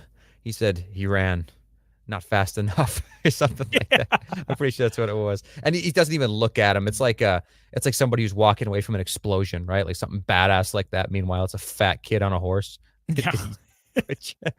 I mean, can we imagine like the actual epic fight that could have happened? That the reason why the Hound is actually flexing on Ned's like, yeah, he ran fast, not fast enough, but he actually was a formidable foe. That's the reason why I'm like flaunting his body out here. Right, like he put up a pretty good fight. He ran not quite as fast as my horse. Yeah, I know. He was fucking moving. He was booking, man. Yeah, he's on foot first, and the butcher's boy's out running him. Then he has to get on his horse, and runs him down. The epic anime scene we could get in there. Oh, dude, be so good. It's like Captain America right after he gets juiced. It's like the scenes of Captain America running, and the Hound is back there like a regular human. It takes a horse to catch that dude. I have a poll in the chat. The butcher's boy, rest in peace or rest in piss, and we'll close it up here before we get done with this stream here. But anything else you want to say about the butcher's boy, the Hound? Flexing on no, except for I will say, in my opinion, rest in peace, Butcher's boy. Taken from us too soon. We didn't get to see what his full potential was, his final form, whatever you want to say. Yeah, rest in peace. And what'd you think about Ned taking out Lady here? This is I think this is the right move for Ned to do this. Not let some just ill in pain have some sick thrill of taking out a wolf. You know, I'll do it myself. Absolutely, I will too. I've thought about this recently, man. Like when my dog dies, and my dog's only 3 right now, my current dog, but when he has to be put down eventually, hopefully in like 10 years, right? Like ideally 13 it's a pretty long life for a yellow lab, but I plan on probably killing my own dog. I think I do because it's like, man, I've had to put dogs down before by bringing them to the vet, uh, and they don't like it there. Like it's like a foreign environment to them. They're nervous. They're on edge. Right. I think it's bad. I think take the dog up somewhere where they really like and shoot them in the head. Right. I think that's probably the best way to do it. Or I think there might be a better way to shoot him. Like I what? think I would love Drugging to them? somehow to make them go to sleep and just so the mess. You know, like I don't want to clean up my dog's brains after this. It's like bad enough I have to deal with the fact that my dog's dead, and now I'm cleaning it up. And That's if true. like, oh yeah, Yeah, it's that's in the true. middle of the forest, it's like okay, well you still got to grab it, and what are you going to put it in? You know, it's like logistics of it is not good. So yeah, just have the dog chilling out, give him some food, like favorite food, and then just pump some rough stuff in his veins, and then see ya. I don't know. I don't want to spend the money on the drugs either. I'd rather just shoot the dog in the head. Listen, I love my dog and I'm a huge dog person, but at the same time, it's like, yeah, it's in the woods, right? The dogs love the woods. I kind of just want to Lenny my dog. It's gonna make me cry, but whatever. Choke it. Yeah, that's good one, A1. That's I'm rough. choking too much as it is, on different things. If you know what I'm saying. And you know what? Something I didn't mention, or if I did, I don't remember mentioning it on our last live stream about the end of season 1, episode 1. The cliffhanger. It's a great cliffhanger of Bran being pushed out the window. And this one we have Bran waking up as the lady is killed here. House of the Dragon season 2, one of the reasons why I don't think I was nearly as excited for the next episodes coming out one after the other is there wasn't a lot of cliffhangers of like even after just think end of episode 2 season 1 or episode 2 season 2 with the brothers, right? I'm not gonna spoil anything, but with the brothers, right? Yep. That wasn't cliffhanger. It was just like, wow, that was an impactful scene, but it wasn't like a whoa, wonder what happens next. It's like, oh, that was a big scene that happened, but it wasn't like I don't know, maybe that was a little better of a one, but there's so many other ones like when Rhaenyra and Jace are talking about like, oh, maybe we can use dragon seeds. Like, was that big of a cliffhanger to end on, or like an epic moment? It's like, no, Nope. that's lame and stupid. I hate it. A lot of those were not good. This season almost is flawless with it. It's like, oh, what's gonna happen next episode? The anticipation, the cliffhanger, the hook. Right, because the hook here is like, holy shit, Bran is going to tell people what he saw before he fell, right? Like that's the cliffhanger here, which is huge. It's massive because at this point, if you're a first time watcher of this show, you hate the Lannisters so bad and you want it to be revealed to everybody what they were doing, especially since Robert and Ned are still alive right now. It's like, oh yeah, they're in a perfect position. Like if you find out what the Lannisters did, like they're fucked. But obviously we know that doesn't happen. But it's a great cliffhanger. You're 100% right. It is. It's excellent, amazing. If you were Bran in the situation and you woke up, how fucking bad does he have to piss right now? How bad does he have to piss? Dude, I'm pissing right away. You know what? Real story. The other day, I woke up and in my dream, I was literally like, oh, I gotta really piss. And I woke up and I was literally just beginning to piss. I was like, oh shit. I had to get up and I was like, I've oh done damn. that too. It was just like a little it wasn't enough to like I wet the bed or anything, but it was definitely I was like, oh yeah, this feels good. I'm like, oh fuck. I woke up and I had to sprint there. I mean, if I'm Bran in this situation, just piss. Or cut a hole in the bed and just do a little piss hole. So when I got a question, man. When you were pissing in your dream, whatever, before you woke up, were you actively pissing in your dream? Yes. Yeah. Okay. Were you pissing like in a toilet, or was it like in some random? I don't remember where I was at because I can't remember if there's a toilet or not. But I definitely was like, "Yo, this piss rules. This feels so good." And I woke up. I'm like, fuck, I gotta get out of bed and run to the toilet now. See, that's I know. Yeah. I kind of love those dreams because it leads to such a satisfying piss in real life. But it happens to me not all the time, but I'd say every couple months, man, I'm pissing in my dream and I have to so bad. And I'll be pissing in my dream for like minutes and minutes and minutes in various places. And like, dreams are, they kind of warp where you are or whatever. I'll be pissing in like a sink and then I'll be pissing on the floor or whatever. Yeah. And no matter how much I piss, like the relief is never there. And then again, it leads to me waking up with having to piss so fucking bad. Oh, yeah. And then I piss, and it's amazing. There's nothing better than going back to sleep after Oh, waking up, taking like a 2-minute piss and go back. Oh, The worst is when you wake little up things in life. and your prostate is like with your whatever what is your bladder is being pushed up against your prostate. All of a sudden you Right. start getting this hard on in bed. Oh, and you're like, right, yeah. I have to use the bathroom so badly, but now I'm pushing my dick up against the bed. It's just like that's the worst. She's like, okay, now I gotta get It up and I is. gotta piss through my boner, which is the fucking worst. That is some of the worst pisses sometimes is having a, I don't have a prostate like Robert Baratheon with veins in it that I can just push through the wind. I got a No, little you're right. puny, wimpy Well, one. that's kind of a fail-safe though, because if you get that whole like prostate, the whole piss boner thing going on, and you're in bed, I mean, that's a fail-safe. You're not going to be pissing the bed then, because you know how it is, like trying to piss with a boner. You're like fighting the prostate and the bladder. They're kind of fighting for dominance. You Yeah. gotta. It's tough. It's tough. Yeah, it's like the Battle of the Triton in my crotch, right? Which one's Rhaegar? Which one's Robert? Oh, it's the Ruby Ford, after I'm done with it. That's A your lot of urethra. blood. I was gonna say, Ah! a lot of blood and a lot of stones in the toilet whenever I get done pissing. Don, do you need help in there? No, leave me alone. Please don't come in. Is that your wife? Who's talking to you there? Whoever's That's in the me. house. It's me. Yeah, probably. Yeah.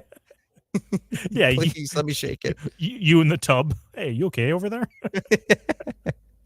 I'll go, well, Gator, what are you doing? Help me out here. Anyway, I that episode was really good. I think we're gonna try to go one episode at a time, hopefully, and cover the whole thing. Is there anything else we wanted to plug here? If you want to follow us on Twitter, I got you like got a couple super things? chats left. I gotta read. Oh, go through the super chats real quick. We're not wrapping up just yet. We already read. But I'm this gonna one, drop yeah. follow us on Twitter, You and you can DM us on there. Girl, disarm you, damn you, Joffrey boy. Follow us on Twitter. That's our link there. Also, if you have cool fan art, we'll show it and we'll plug you guys. Drop a link to if you're an artist. But on the we love artistic getting spectrum. yeah, because I think we'll do the Ned one next week too. But I fucking love Barristan here. I fucking love it so much. Bonesaw, baby. Bonesaw, Barristan. Christian says, children fight. Leave Hodor alone. No, we don't leave Hodor alone. What the hell? No way. And children do fight. Leave them out of it. I agree. No punishment necessary, man. There you go. That's a bigger one. I wonder if do you think we could do these? Do people really want to see our little balls go back and forth, or can we do this instead? Oh yeah, whatever. I'm not sure. The one thing I do kind of like our logo being it, but if we really wanted to, you could take, like the Barristan Bonesaw and maybe crop out the guy and put our logo in the background. But then again, I don't like your. But I kind of like the background too. I don't know. We'll think of something, but we'll change our icons up a little bit. the background.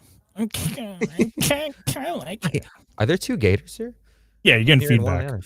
You get an echo. Yeah, there's an echo, guys. Sorry about that. John Clarence says, keep up the good work, boys. Thank you. Thank you. We needed that today. There. Yeah, we did. And then last thing. Nacho friend. This Nacho friend became a member. Oh, this Nacho friend. Yeah, come on, dude. Are you fucking kidding me? Sorry. Thanks very much, Nacho. Hey, thank you for being here. If you haven't become a member, you can get a free super chat every month you're a member, and we'll be sure to read it out. We'll read all super chats. Probably should have said that earlier. Maybe next time we'll put it something at the bottom, like a super chat. We'll for sure say it out loud. Rizzler says Gator takes baths. I piss in the bath, and then sometimes my piss is so long I end up falling asleep. All right, there's no water in the bath. He's just chilling in there. He's not taking a bath. People that take baths, again, unsubscribe, please and thank you. Hey, if you haven't already, watch our Mountain video. That video was so much fun, and people are not appreciating that. And also, share out our stuff. If you know any fellow, what do you want to say? It's like Hilters. Yeah, if you know any Hilters out there, unconfirmed Hilters, right? Send them one of our videos. I'm sure they'd appreciate it. Anything else you want to say? Yeah, real quick, because Croesus Blackfire said when's the next stream. So every Sunday, indefinitely, we're going to be doing a review of an episode. Or rewatch, right? We're rewatching the series. Yep. We're going to do episode by episode every single Sunday. Obviously, we might have a Sunday off here or there if we have something going on, but for the most part, it'll be pretty consistent. Most Sundays will be that. Yeah. Every Sunday. Okay. Very last thing. Rizzler, I'll watch it at work tomorrow. You're watching our stream right now and you haven't watched our latest upload? What the fuck, dude. Man? Are you serious? Isn't the little bell notification on whenever we upload? Yeah, Rizzler, what the hell is wrong with you? You're the reason why our video is failing. Final warning, Rizzler. Get your shit together. Yeah, are you coming to the bath with me? So I'm trying to think what else we want to say here. I think that's it. Yeah, I think we're good. Hey, thank you for being here. Smash the like button. Actually, I'm gonna comment on this video if you guys want to. It'd be great. Just refresh the stream and you can comment on it and just insult us, please, or say something. Say something about how much you love other Song of Ice and Fire YouTubers, because as much as we talk shit about them, don't go over and harass them. Want to be explicitly clear about that. Yeah, not on behalf of us anyway. Yeah, we're big boys. We can do it ourselves. I